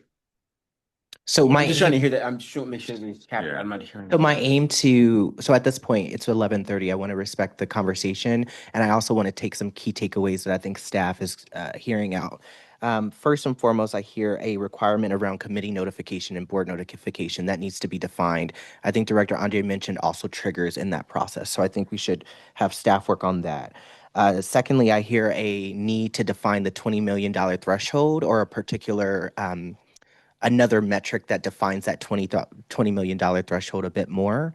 I also hear reporting requirement that kind of is also in alignment with the committee notification, but it sounds like we do want a bit more details about how often staff is reporting back around this event, if you will, or these events happening. And then I also hear a need to define the baseline for the percentages. At this point, that might also require the board. I mean, it will require the board approval. And so that's what I'm hearing from the consensus at this point. If there are differences in that, please let me know. I tried to capture what I'm hearing from the committee. It doesn't sound like we have a consensus on a motion today, but I think that would be a consensus on kind of staff direction. Am I missing anything from any board members? Okay, awesome. Is staff able to capture that? Yeah, very helpful feedback. Thank you for summarizing it. Awesome. Do we have any other comments from directors about this item? One fear. Yes, Director I know you might McCrum. get out. No, I please. really do. I just want to make sure we have time for One- other items, but go ahead. One comment that the letter that Nick put in there, which I appreciate, which is kind of like, well, you're still kind of talking at the high level, you're not talking deeply, but I know we've had concerns. Like, how do you have a conversation? Because the stuff that we have to talk about is kind of market sensitive and competitive and all that kind of stuff. Have we thought, I mean, does the tech committee, do we do a closed session where we kind of discuss this stuff more intensely, and then we can come back with a broader recommendation? I know we do that in city council all the time. You can kind of go to closed session where you've got sensitive things, and then we can come back with a like, this is the outcome of the public discussion, but the actual like numbers, I understand it could be, anyway, I just don't know if we've thought about doing that, because I think that might kind of split the difference and address the concerns that the tech committee is doing its job, but yet not have it, but staff can then be a little more open than they might otherwise in a public setting. I don't know, just a thought. Sure. Is that a question for, I'll just Yeah, it's a take that as a I guess question for for staff general or for counsel. legal. I wasn't sure what our precedent is on this, but I was just got thinking maybe that would help a little bit. Great Yeah, question. no, and appreciate that. And, unfortunately, the Brown Act doesn't provide for options for us as it relates to these types of contracts to go to closed session. We have leveraged ad hoc contracts committees from time to time. So that might be something that the technical committee wants to consider. And maybe we could do it in that approach where we take it to the ad hoc committee, more details, and then they report out. Those are all. I'd be very open to that, things because I think, consider. I appreciate the spirit of his concern, but like, I don't want to, we got to keep the business, we have to be good stewards of the business too. So maybe that, yeah, thank you. All right. Just so I'm aware, what is staff's anticipated next steps on this item, given the committee's direction? Yeah, we'd love to circle back to this Okay. at the April TechCom meeting. Wonderful. So we'll And continue then we this can item. get into more concrete recommendations from the committee Awesome. Thank before you so going to the much. board. Yeah. Fantastic. So we'll have an opportunity to talk about this particular item again at the next tech committee meeting next month as well. Sound good? Fantastic. Let's keep it rolling. Thank you to our staff for the presentation. We're going to keep digging into our next item, which is item number 7. We're back on track. This is MCE's power supply content planning. Thank you, Chair.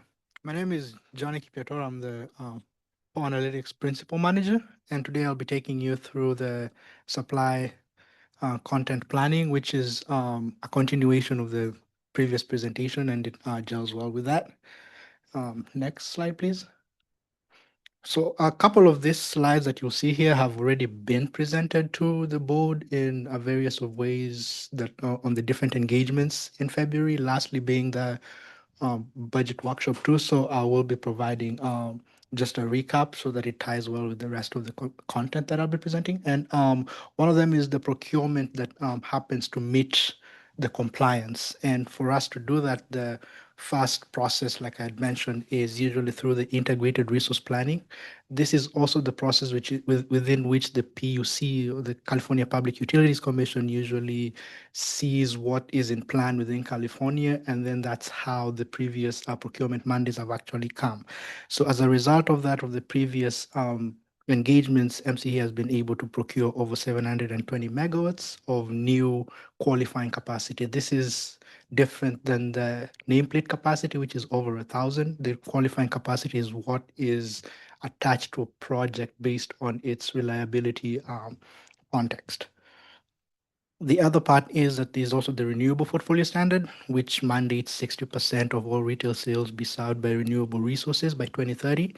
And there's a process within which that gets adjudicated upon, and I'll be going more into the details of that later. And the third one is also the resource adequacy side of things. As we move on to some of the policy considerations, there's the Parcels Disclosure Program, which essentially reports out all retail sales and the generation products that generated for a particular year to the CEC. And beginning in 2028 for reporting year 2027s, the LSCs will be additionally reporting this based on an hourly basis. Again, the RA program as well, starting in 2025, requires that you don't just provide based on your peak stack, but you procure RA and show for it based on an hourly basis every month. And the third one is also the SB 100, which requires carbon neutrality by 2045, and with interim targets of 90% by 2035 and 95% by 2040 as well. It's with these considerations that MCE also set its clean energy goals on the next slide, where you see here showing 2025 through 2030. The first is the RPS targets as set by the state, and this is usually set based on compliance period. We are currently in compliance period 5, which covers 2025 through 2027, and compliance period 6 will be 2028 through 2030. And the way it works is that the interim years, which is 25 and 26 for compliance period 5, or 28 and 29 for compliance period 6, are soft targets. And you have until the end of the compliance period to actually make sure that you comply and meet those targets. The second one shows you MCE's renewable energy goals. And this is for light green. As you know, deep green and local solar is 100% renewable. And the goals right now, it's at 60%, escalating to 85% by 2031. These percentages were adopted by the board in November of 2022 through the operational integrated resource plan that was passed then. And these are the same targets that staff here at MCE has been looking to meet for the various years. So right now we're still at 60% and we'll be escalating to 65 to 70 to 75 to 80. However, the board has the discretion to adjust these numbers as it sees fit based on the circumstances and what's presented by staff. The third shows what the carbon-free target for the state is, which is at 100% by 2045.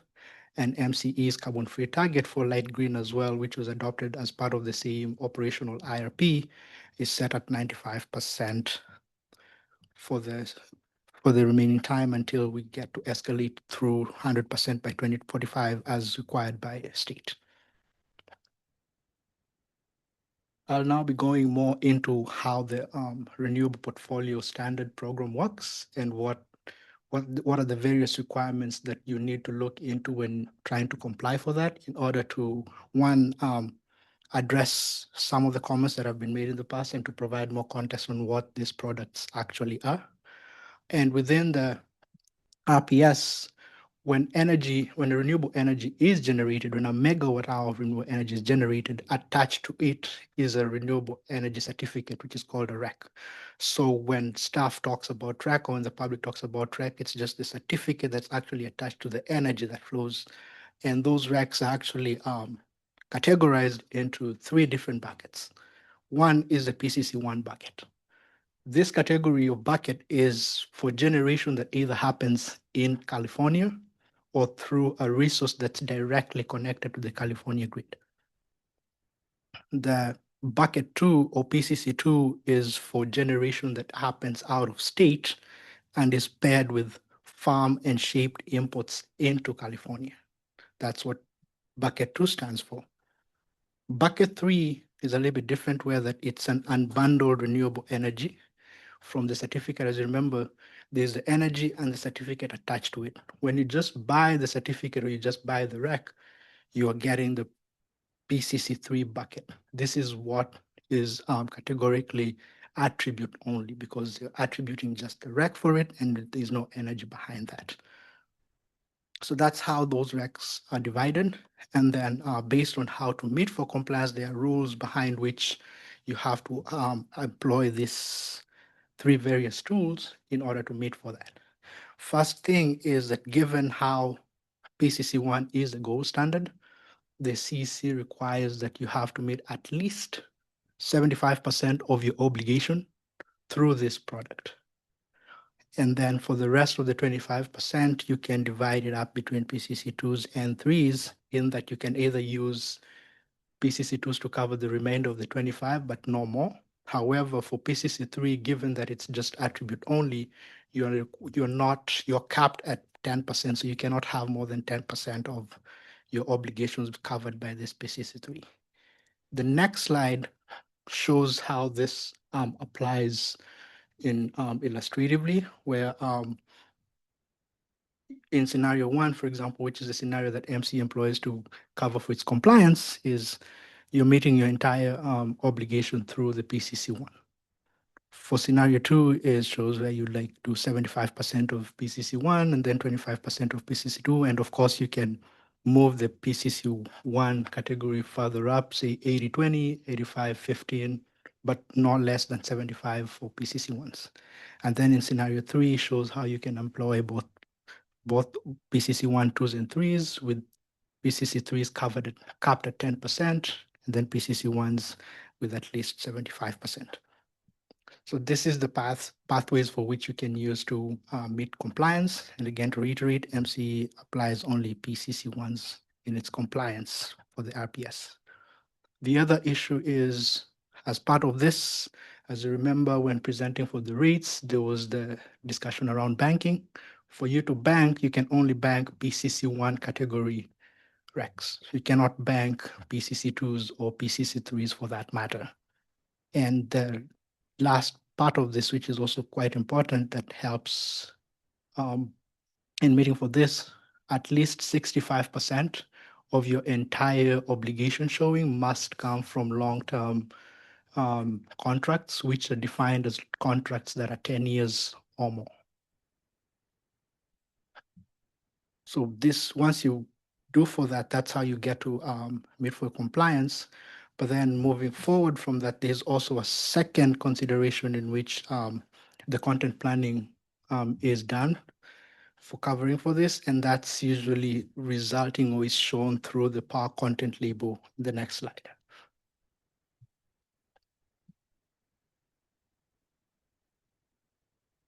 So what you're seeing here is 2024's MCE's power content label. The power content label is the resulting document provided for by the CEC after a process of filings through the Power Source Disclosure Program. This Power Source Disclosure Program is in itself undergoing several changes, some of which are starting in 2025 and some of which will be beginning in 2027. The program itself on how we report is changing in how we used to only report based on an annual aggregation, but now we'll be reporting on an hourly aggregation. I'll be talking more about how that hourly aggregation happens. But first, I want to speak on the changes that do happen on the power content label itself.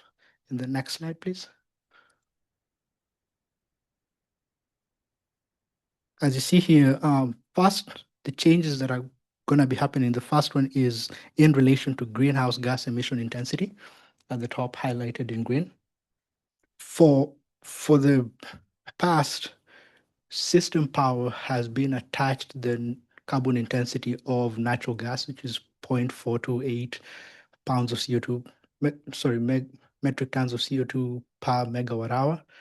And moving forward, starting in 25 and going forward, that's not going to be the attached carbon intensity that's associated with system power. Instead, what the CC will now be doing, it will be calculating it based on the unclaimed natural gas imports and excess generation for that year to come up with the number. So that number will be changing every year per year, and it more accurately reflects what the mix of the portfolio is and not just a static number. So that's the first thing that will be coming.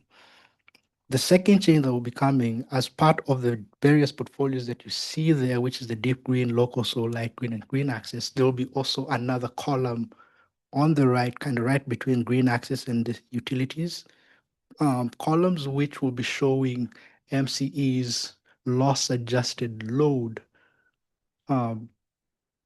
as compared to what the energy or the content of the energy itself is. So the loss adjusted load would be, in this case, a summation of all the four portfolios plus the line losses and end use energy attached to it, or the losses across the distribution and transmission line, and then show what the percentages of the various productions, which is either renewable or non-renewable or carbon-free, would be for that particular case. And then similarly, on the third sector, is that the other change that will be coming is on the unspecified power, which is kind of highlighted in light brown. Right now, it just says primarily fossil fuel. Moving forward, that will actually show you the breakdown between what's renewable and carbon-free and what's actually fossil fuel. So you'll be able to know for any system, for any given portfolio, if there is any unspecified power being shown on the power content label, you'll know how much of that is actually renewable, how much of that is carbon-free, and how much of that is fossil fuel for that matter.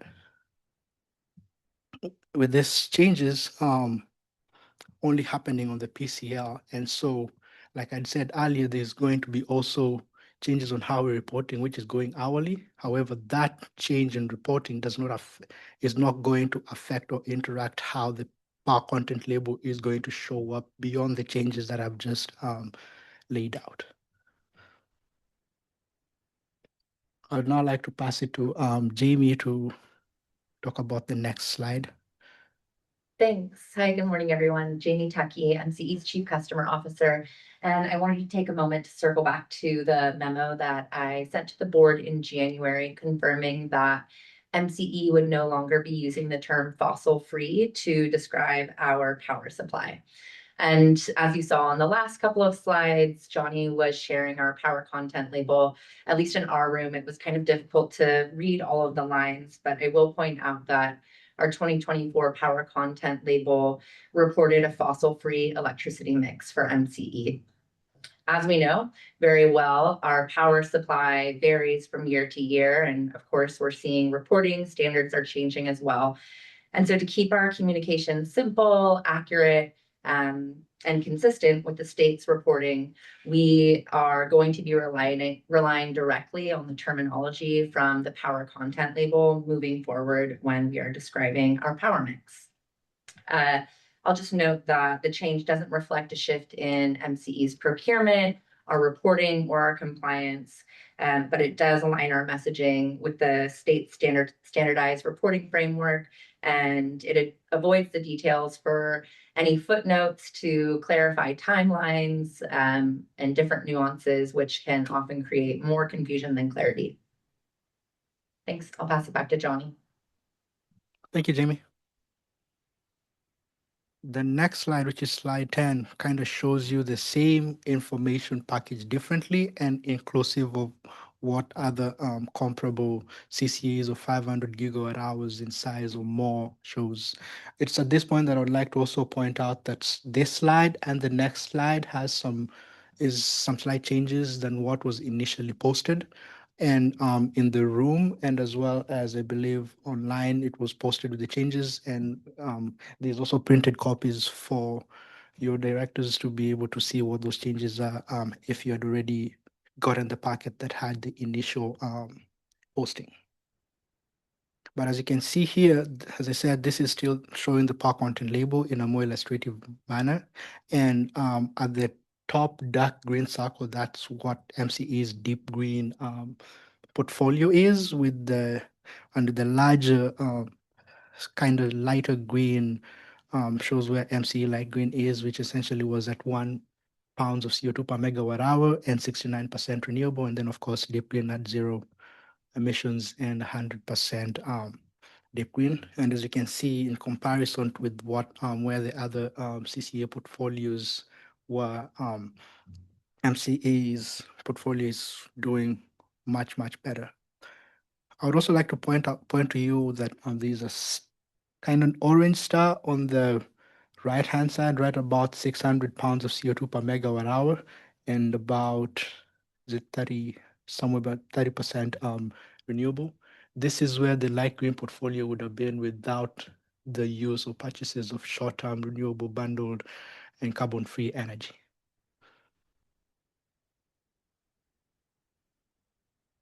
The next slide shows the similar information, only packaged differently for ease of comparison as well.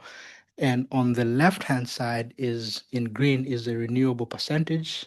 On the right-hand side in brown is the carbon intensity in pounds of CO2 per megawatt hour. And the numbers at the top show you the retail sales in gigawatt hours of each one of those portfolio projects for you to be able to see where MCE's deep green and MCE's light green is in comparison to other comparable CCA programs across the state.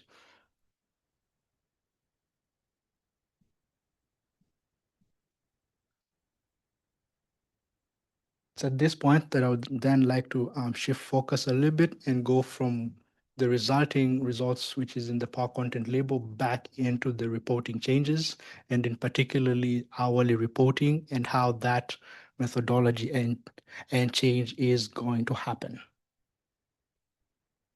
To begin with, MCE and other load-serving entities have been and continue to send this data on an annual aggregated basis. But beginning in 2028, for 2027's reporting year, this shift is going to move into hourly granularity, on reporting, not the power content label. And in so reporting, what would happen is for any given hour, you'd have to report on the loss adjusted load for that hour. And next to it, you'd report all your specified generating production for that. So you put in your geothermal, solar, wind, battery production in that as well. And then from there, it will give you the resulting portfolio balance between your loss adjusted load and your generation. And once you do that for all 8760 hours in a year, you'd come up with one of the four scenarios being shown here. And the first three is what has been highlighted in light green is the scenarios that would happen for MCEs, particularly in that there are hours where you'd have your load covering your entire, you'd have your supply covering your entire load. There are hours in which it will happen, like in scenario 2, where your specified purchases is only covering a part of your load, and then the rest of it is being covered by system power. And the third scenario is where you actually have more than enough in your supply covering your load. So in that case, you have excess emissions. I mean, excess generation or emissions. And in this case, those three different scenarios would lead to different emission and avoided emissions calculations. In the sense of a scenario for hour 1, there will be 0 emissions and it's clean that way. In hour 2, you'd receive about 30 gigawatt hours, 30 GHG emissions. And I'm using this illustratively just to provide the context. And this is not necessarily the emissions that would result for that particular hour. And then for hour 3, where you actually have excess generation, in the case of this, is you'd be assigned 0 emission for that hour, and for the excess generation, you'd have it go into a bucket called, avoided emissions tab. And so that's how every one of those hours will be accounted for within the reporting for that. Once you do that for all 8760, the next slide kind of shows you a sample of how that data would look like on an average day. Of course, within the report itself, you'd have this similar information for every single hour, but for illustrative purposes, you're picking a particular average hourly profile just to illustrate for this, where, as you can see, there's renewable and carbon-free generation in various forms in there, and the load, and you can see from the shoulder hours where there's shortage, there's hours like 18 and 19 where you're perfectly meeting your load, and then there's other hours in which you're in excess of that. Of course, this is not how always the load is going to show up across multiple different seasons or multiple different days. So the next slide kind of breaks it down further into how the different seasons or the different days might look like for you to have a picture of how that might look like. And this is for 2027 supply portfolio. What you'll notice is that in this slide, it's not inclusive of the short-term purchases for carbon-free and renewable energy. And that's because, as my colleague Stephen had earlier said, we do not have control on which hours those might show up. However, in our analysis, we did analyze for the various different ranges from it not showing up in this case to how different profiles of which they can show up to have an idea of what the impacts for those are. Next slide, please. So once you have your entire load and supply stack, be it specified renewable and carbon-free purchases, or be it a combination of that and system power established for every single hour, every one of those stack is then assigned an emissions intensity. And for the purposes of calculating for that, for the renewable and the carbon-free, the emissions is 0. And for the system power, as a resultant of the hours in which you're short, the emissions for every single hour for that within the system power is going to be calculated based on the unclaimed natural gas, the excess renewable, and input generation for that particular hour to come up with what the carbon intensity for that hour for unspecified power is. As of right now, we do not have the breakdown between what's claimed and what's unclaimed within the system power. And so in calculating for this within the analysis that was shown in the workshop 2, the KISO system power was, carbon intensity was used as a proxy to have an estimate for that. Those estimates that were shown will vary from what will actually be happening for 2027 and moving forward. However, they provided a really good tool for your board to be able to see what the impacts of changing the carbon-free or renewable energy is within the various scenarios to understand what the impacts of changing the carbon-free or the renewable content within our portfolio is. Within the slide itself also, you can also see based on those assumptions where the system power is and where MCE's emissions are for 2027's average hourly emissions profile, and the light orange bars show the absolute emissions for that given hour. It's at this point that I would like to thank you for taking the time to go through this presentation with me, and we'll be opening up for questioning. All right, thank you for that informative presentation. We'll go to the questions of board members first. I'll start in Concord. Are there any questions from board members? Yes, Director McCormick. Yeah, sorry. Great. This is good. I feel this is good. It's quite interesting. I still feel like, gosh, where's the second part of it? Like, I don't understand the implications, right? This is like the facts of like what's happening, but like you had our the PCL. Okay, and you said it's going to change. Like, well, what are we going to look like under the new PCL? Is it bad? Is it good? You know, and like we have these gaps, it looks like on some of these profile packages, the supply profile. Well, so what does that mean? Does that mean that we're going to have to we have to get, you know, dirtier power to kind of meet those gaps? I guess I'm just like, and then what are our, what do you need from us to kind of help mitigate this, right? So this is like, oh, this is what's coming, and here are the risks behind it. And then what do we need to do to address the risks? I guess I feel like we're kind of missing that. Like, this is the great setup, but then there's no like what's going on. So I don't know. That was just my only comment. I don't. It's too much to add. I don't want you don't need to respond to it all now. But I would say that would be like the next thing I would love to see is like, what are the implications of all these changes? Because it seems like they are happening to us, and you were trying to get ahead of it. And like, okay, what are we going to do about it? So I appreciate the background on it. So I don't want to take up too much time on that. I would just say that's just an overall comment on the thing. But thank you. Could you go back to slide 7, please?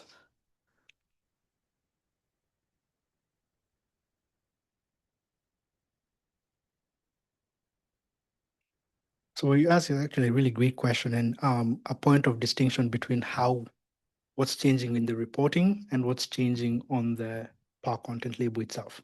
We used to provide the same data only in an annualized manner. Now we are providing for it on an hourly manner. However, for the power content label itself, nothing beyond the 3 changes that I made would be changing. So our carbon intensity for deep green, local soil, light green, and green axis would not be changing beyond that which we set. So, for example, if you're setting it at, we're currently at 95%, depending on where we end up, if, for example, for 2024 particularly, we were at 99.9 something percent, and that's why we have 1 pound.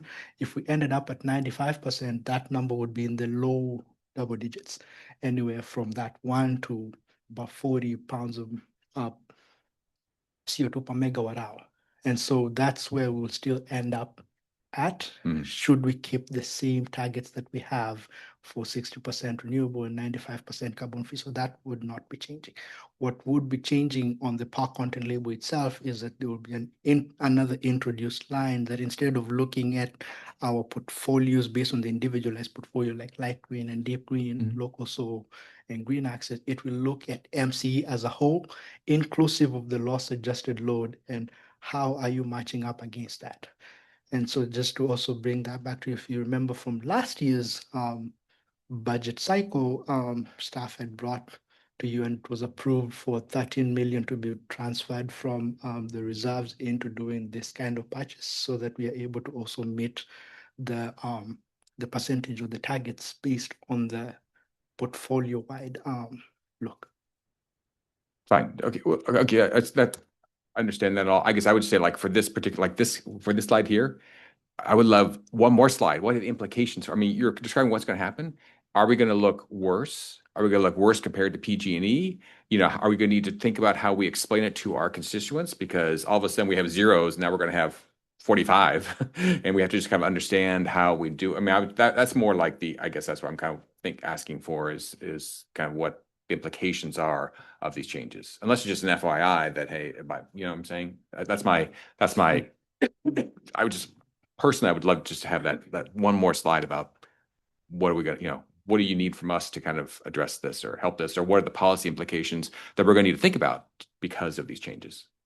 So yes, the policy implications for that would be like, this is tying back to the previous slide. And so how we set our renewable and carbon-free targets and how we plan for that eventually has an implication on this. As of right now, based on where we are, if we don't change any of that, it shouldn't really have a big impact than what we expect on the power content label. And if I could add, we're just at the beginning of looking at our integrated resource plan targets for the update that we'll have to submit to the CPUC later this year. It takes a lot of time to build up that IRP with a lot of data. So it's the kind of thing that you can't just change at the very last minute before submitting it. So we're going to be coming back to this committee, ideally in April, to talk about the targets and really dig in. I think Johnny's presentation is, as you said, providing a good baseline for where we are and what are some of the moving parts. But we will be, looking for input on the targets to see if we want to make any adjustments before we start to build in all the numbers into our IRP. I think one other thing I just want to underline that Johnny noted is that the line losses is a new element of the power content label. And the fact that the line losses are now going to be factored in means basically if MCE is going to cover line losses, we have to buy more power. Right, So, right. That's huge, right, in case that wasn't obvious. No, it was one step among many. I have a couple of notes, but yeah, perfect. Yeah. Thank you. All right, thank you so much, Director McCormick. Was that your final question? Oh, yeah. Wonderful. Director Palmeras.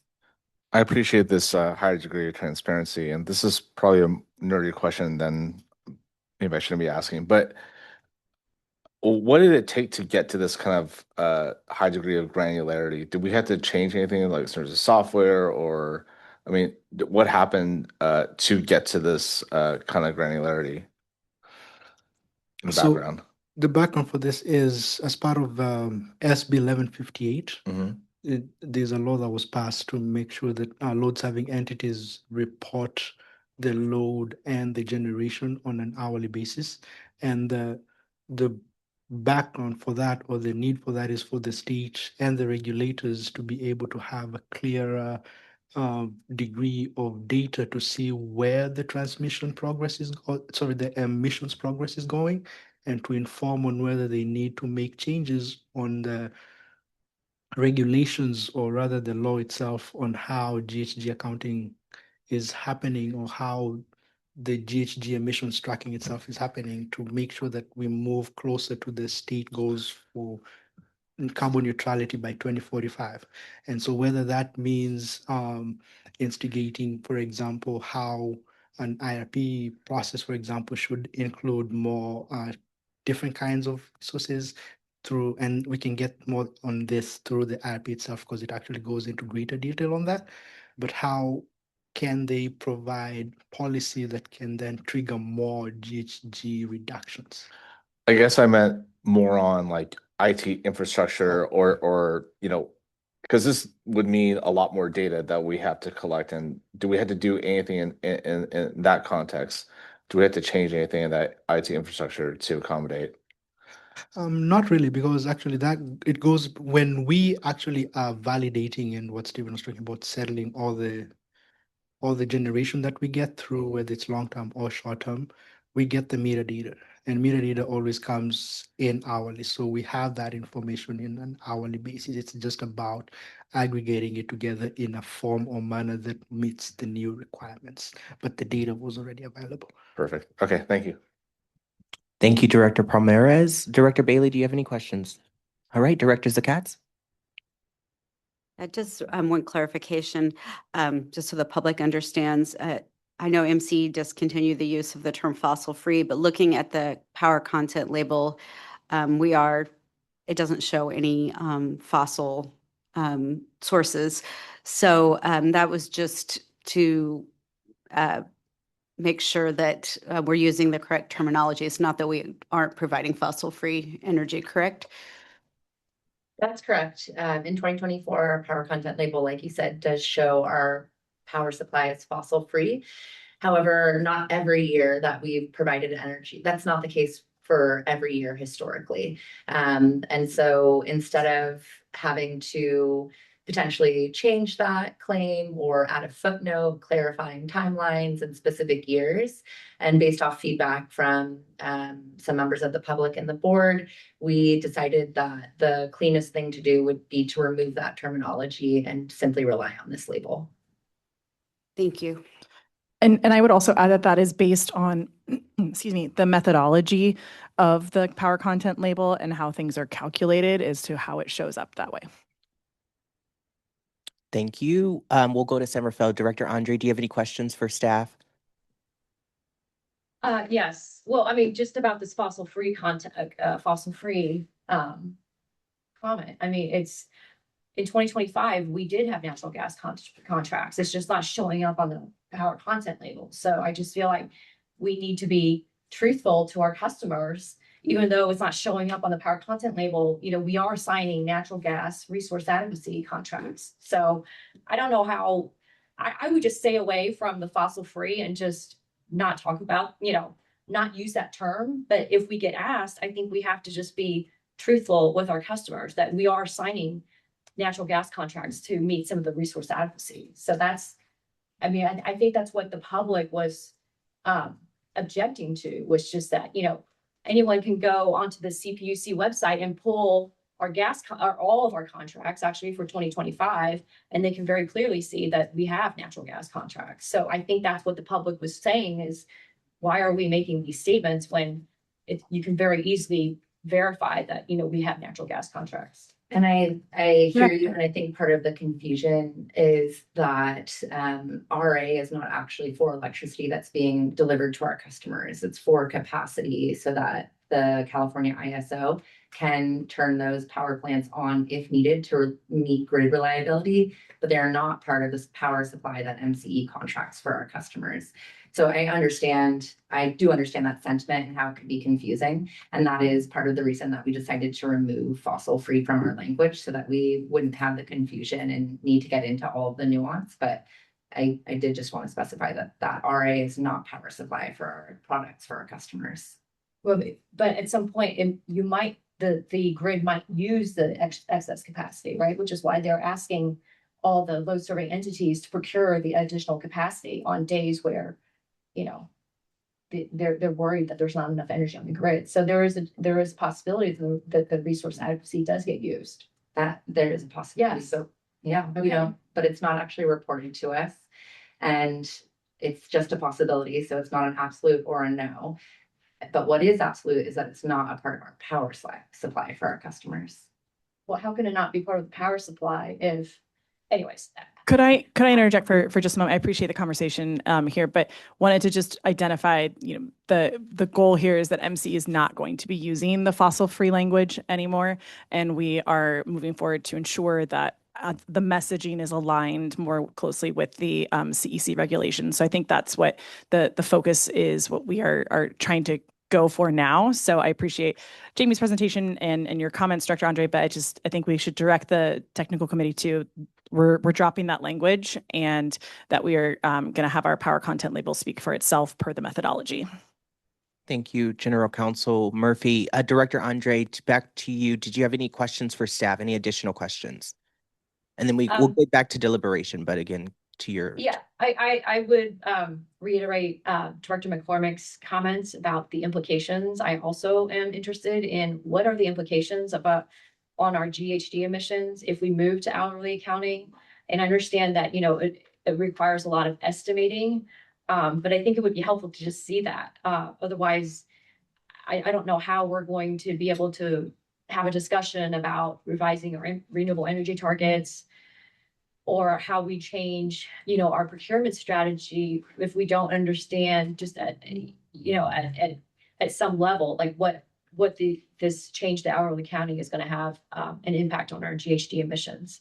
And the other thing too, it would be useful to see PG&E's power content label as well, because when you pull it up, they have very low GHG emissions, and their renewable content is at 23%, but that's because they have a lot of nuclear and large hydro, which the state doesn't allow them to claim as renewable, but their GHG emissions are actually very low. So I think it'd be helpful to see that, and then see how we would compare as we move to hourly accounting, because I think our GHG emissions are going to go up. So I think that's sort of the implication and the comparison that we need to be making.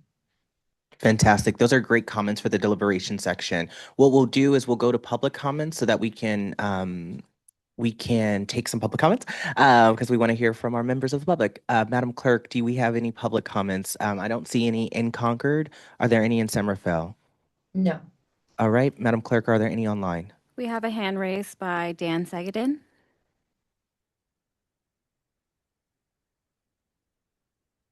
Hello. I just want to clarify for everyone that the council statement based on the methodology of the PCL is the key statement. This is not how the grid works, however. If you look at slide 14 and you look at the white space between the load and the generation, that white space is filled by hedging contracts. Those hedging contracts are using system power. I have copies of the contracts sitting in front of me. They're using system power, which is, everyone understands, overwhelmingly fossil. So I'm just pointing out that one of the directors mentioned that the public's confused. We don't think we're confused at all. We think there hasn't been clarity around how that white space is filled on slide 14, pointing out that the hedge contracts do access system power and that system power is heavily carbon intensive. So in that sense, even if your product content label says 0, there is still a major fossil component. Now, the fact that the regulatory regime has not caught up with some of this, I'll call it gaming for lack of a better word. I don't want to be overly harsh or, too taking it to task, but that essentially is what's going on here. This is very misleading. The PCL is extremely misleading in terms of how the grid actually works, is what I'm saying. And what we're asking MCE to do is to lead and set an example and say, look, this is how the grid actually works. We're not going to narrowly think about the product content label. We're actually going to focus on the planet, not the PCL. And to do that, we're going to change our procurement policies as follows. We're going to do less Index Plus. We're going to invest more on local solar communities, or we're going to do more long-term PPAs. That's the heart of this issue.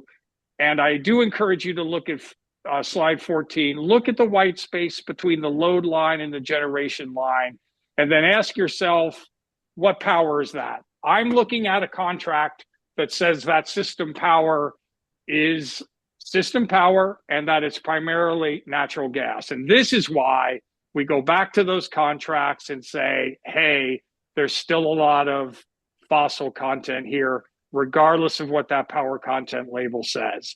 We want MCE to lead in this space, not kind of narrowly kowtow to a regulation that is not putting the planet first. Thank you. I see no additional raised hands for public comment, Chair, but we do have Vidhi Chawla, VP of Power Resources, has her hand up. Please, Ms. Chawla. Thank you, Donna. Thank you, Chair. I just wanted to make a small technical point about our RA contracts.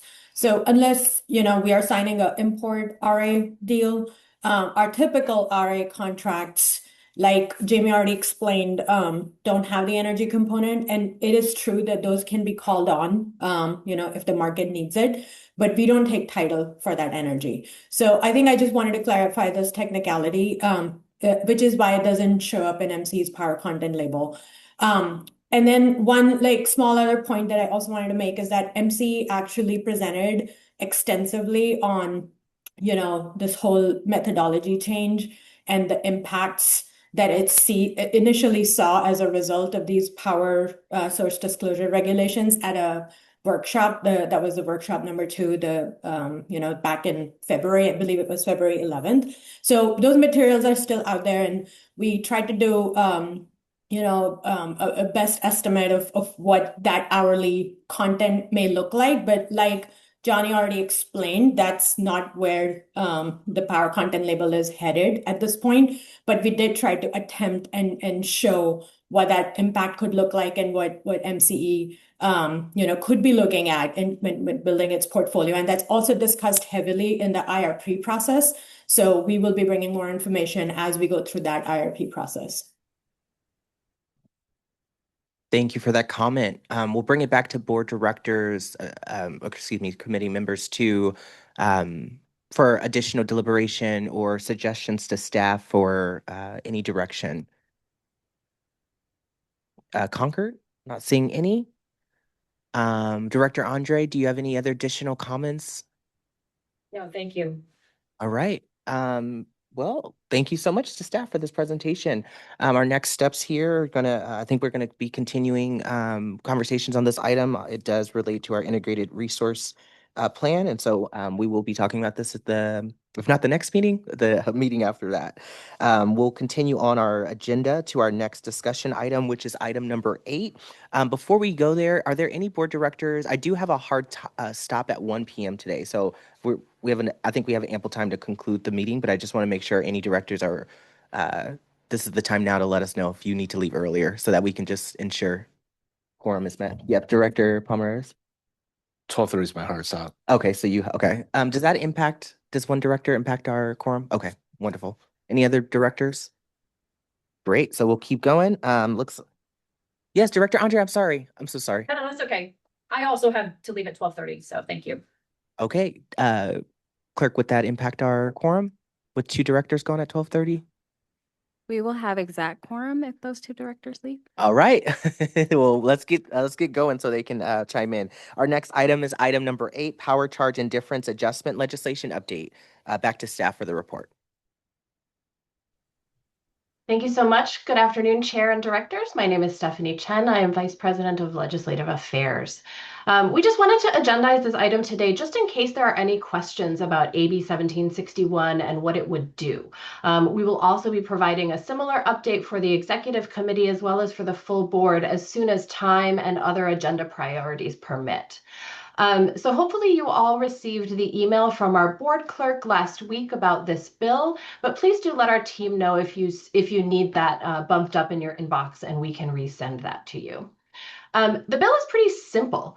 It would give stakeholders, including CCAs and consumer advocates, more consistent and meaningful transparency around the data and inputs that the PUC uses in its PCIA decision making.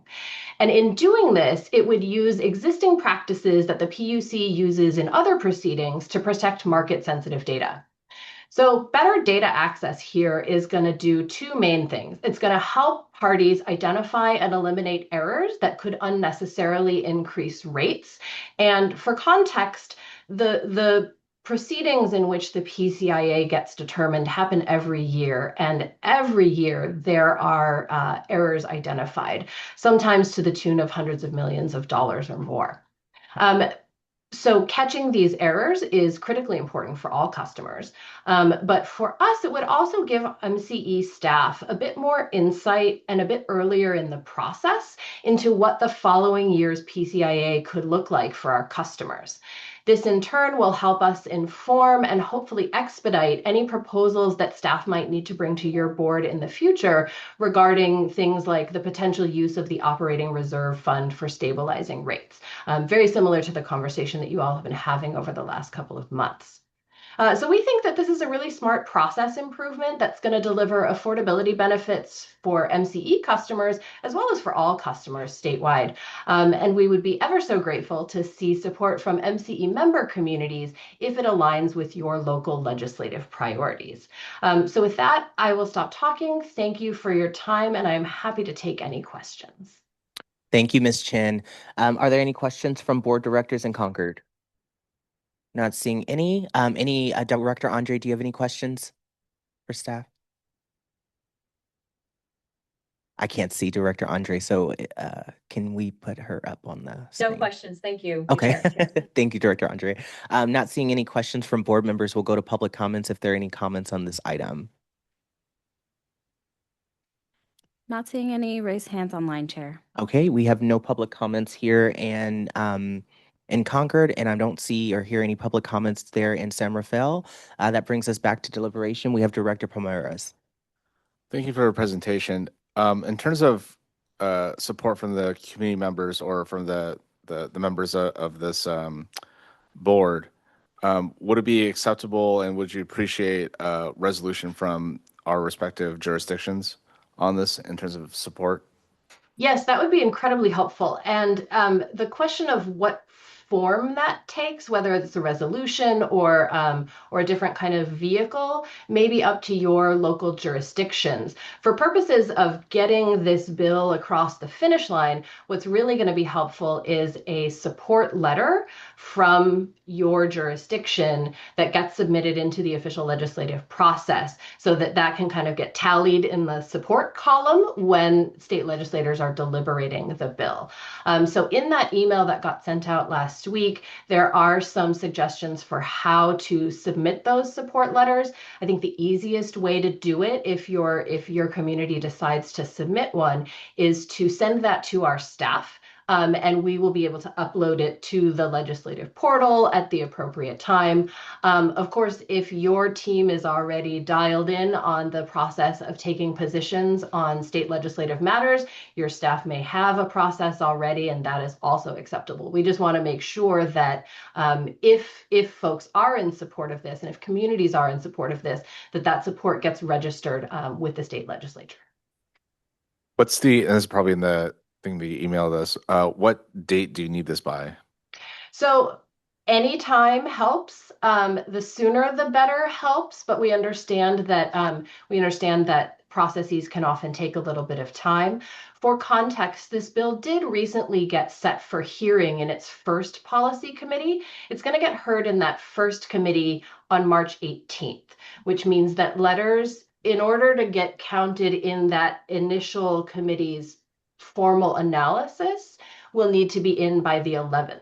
However, if the 11th is too soon, there's absolutely future opportunities. So don't let that first deadline hold you back from taking action if you're considering doing it. I appreciate that context. Thank you so much. Sure. Ms. Chin, can you remind us what committee that March 18th committee is that this letter is referred to or referred to? Yes. It is going to the Assembly Utilities and Energy Committee. And if we already have a letter that we have received directly from you, for example, from you, Director Murphy, we will submit that next week on your behalf, and we can shoot you a note just confirming that that was done if you would like. Thank you. And then we have Director Sakatsas with a question or comment. Thank you for bringing this legislation to our attention. As we know that retroactive PCIA collection that the state is letting PG&E do is going to impact our customers. My question is, I have this, I talked to our mayor, and this is going to be on our consent calendar for March 16th. So that doesn't quite meet the March 11th deadline. Should I wait to get the whole city signing on this letter, or would it be helpful if I wrote an individual letter ahead of that March 11th deadline? Thanks. I think if you would like to write an individual letter, that would be fantastic, and we can certainly help you get that submitted. I would say go ahead with your meeting on the 16th, with your vote on the 16th, and then we can take the community's full community's letter of support and get that sent in at the next stop on this bill's journey through the state process. And then one other note too, if you happen to have contract lobbyists that are in Sacramento, one other option, if your council does approve a support position on the 16th, your contract lobbyist could show up and give a supportive comment in the hearing itself. That wouldn't be reflected in the analysis that committee members receive ahead of that committee hearing, but it will be heard in that hearing. So that's one other option as well. Great, thank you. Thank you so much. I don't think we have any other comments or questions. I know we have transitioned two directors to out of the meeting, but we will thank you so much, Ms. Chen, for your presentation, and looking forward to conversing more about this through our board. And thank you. Yeah, we'll continue on with our next item, which is our item number 10, which is the CAISO scheduling services. Staff, I will bring it back to staff for a staff report. Okay, perfect. Can you all hear me? Good afternoon. I'm CB Hall. I'm on the Power Resources team. We are now going to talk about CAISO scheduling services. Before we get into the slides, I just have a couple quick reminders for you on CAISO. So this is the California Independent System Operator, as you all know. It is our grid operator, and it uses wholesale electricity markets to help balance power demand with power supply. And so it is both a grid operator and a market operator. And the second note for you, reminder, is that MCE is an active participant in these CAISO markets, which are day ahead and real time. So our objective with this presentation today, we have two objectives. First, to just give you a bit of background on CAISO scheduling. And second, we would like to recommend that MCE makes a transition to a new scheduling agent. So with that, if we can go to the first background slide. Okay, great. So on this slide, we just want to talk terminology briefly. As you can see on this slide, MCE is a certified CAISO scheduling coordinator. So we directly participate in CAISO markets. We submit load bids, supply offers, resource outages, et cetera. We directly settle with the CAISO. So we are the scheduling coordinator, but on a day-to-day basis, we rely on external vendors to help us with this responsibility. And we refer to these vendors as scheduling service providers. And the most important of these vendors is our scheduling agent, Z Global. We've worked with Z Global for many years, and we have an excellent relationship.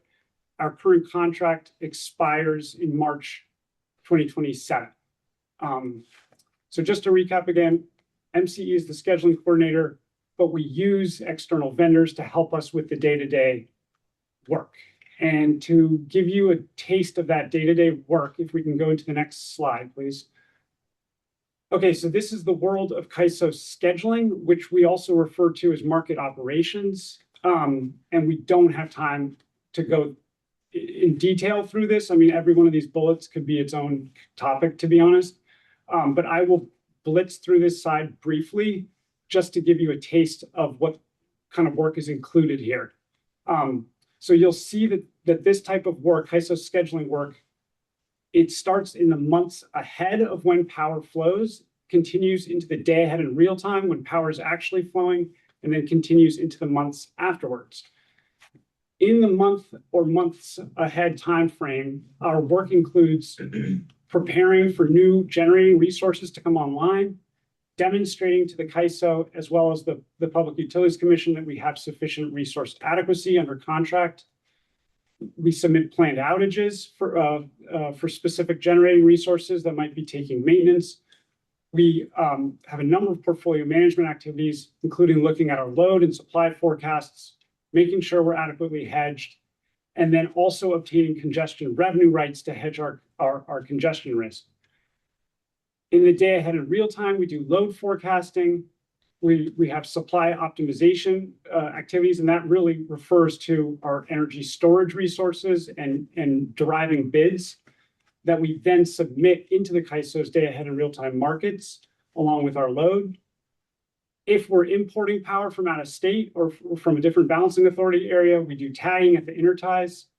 And then we submit forced outages when necessary, when our resources get tripped offline for different different reasons.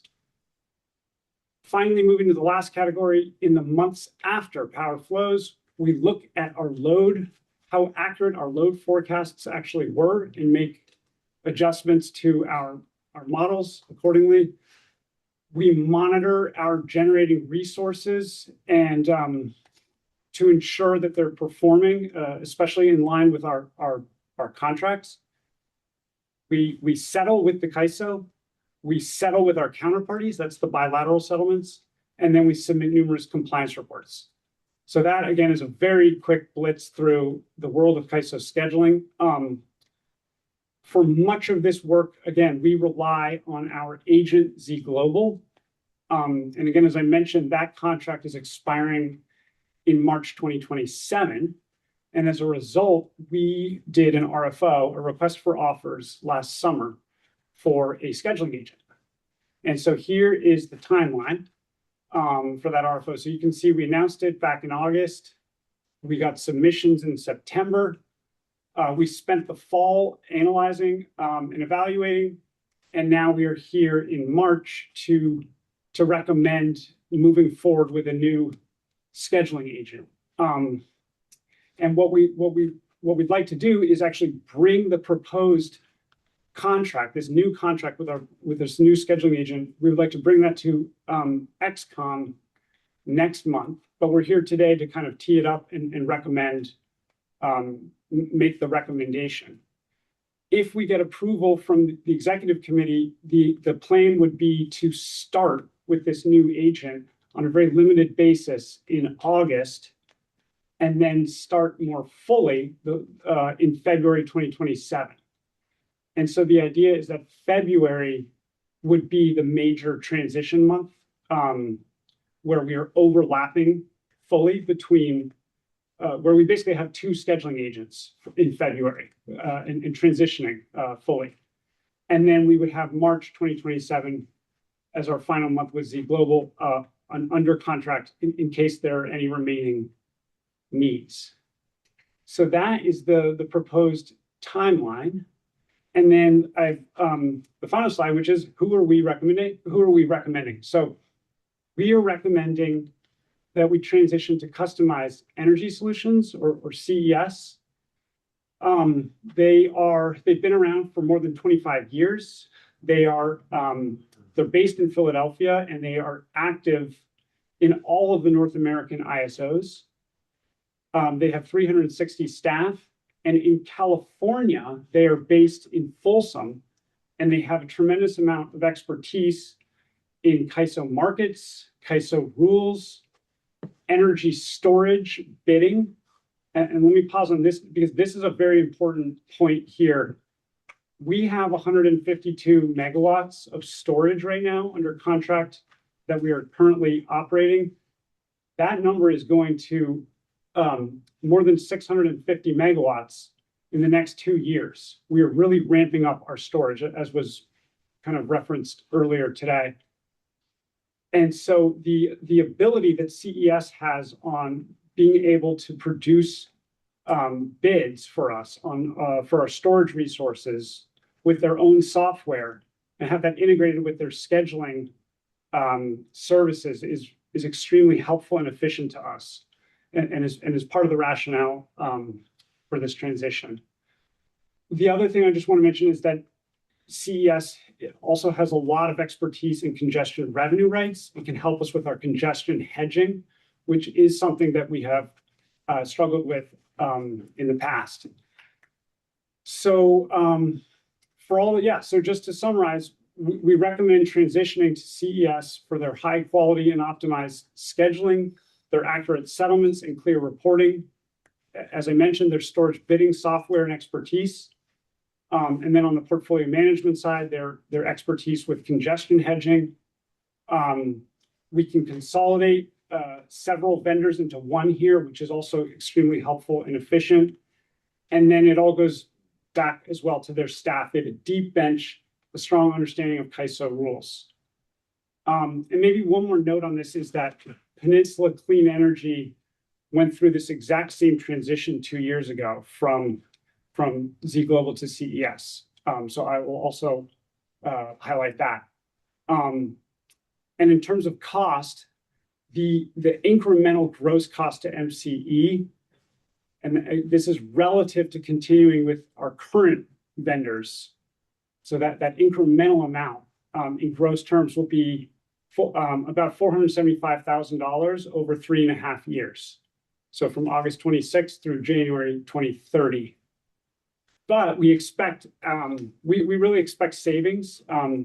We don't know how much, but we do expect savings and less risk for sure, driven by the capabilities that I referred to just now. The scheduling capabilities, the hedge and the hedging. And then finally, you may be curious how much of this incremental cost will be borne in the upcoming fiscal year. And the answer to that is $255,000. And that has already been baked into the budget and all the presentations you've seen over the last couple of months. That has been included already. So that's really it in terms of the slides, and yeah, open to questions. Thank you very much. Thank you. And thank you for the clarification about the budget process. That was my biggest question. Has this been baked in? So thank you. Any questions from Concord directors? Director Sakatz. Can you talk about why you want to have that month overlap in the two services? Yes, absolutely. I have personally not been through a transition like this before, but there's a lot of moving pieces, so it's helpful to have both. I mean, in February 2027, the idea is that CES would be taking over. So they would be our scheduling agents starting in February, but we would have Z Global working with them and us to make sure that everything is transitioned properly and that there's no issues. That's the short answer, I guess. Yeah, thank you. May I? Yes, of Sorry, course. may I? So this is a really complicated matter with the California ISO. There is a lot of record keeping. There's a lot of compliance issues that the Federal Energy Regulatory Commission needs to know. There's a lot of identification to how we are serving our load, the resource pool, our schedules, our portfolio, our finances. They had schedules within the hour schedules and lots of online documentation. So like CB said, we really need to cross every single T, dot every I, and that overlap is actually, we cannot squeeze it any less. So hopefully that's. Yeah, thank you. All right. Thank you. Director Bailey, do you have any? Just real quick. So I'm just Director. sorry. Director. I'm sorry. Yeah, it's okay. Sorry, you looked at me, but I should wait.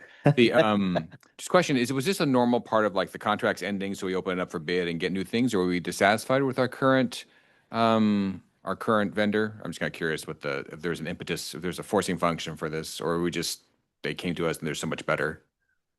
It has been, we've actually worked with Z Global for many years, I think almost a decade, for about a decade or so.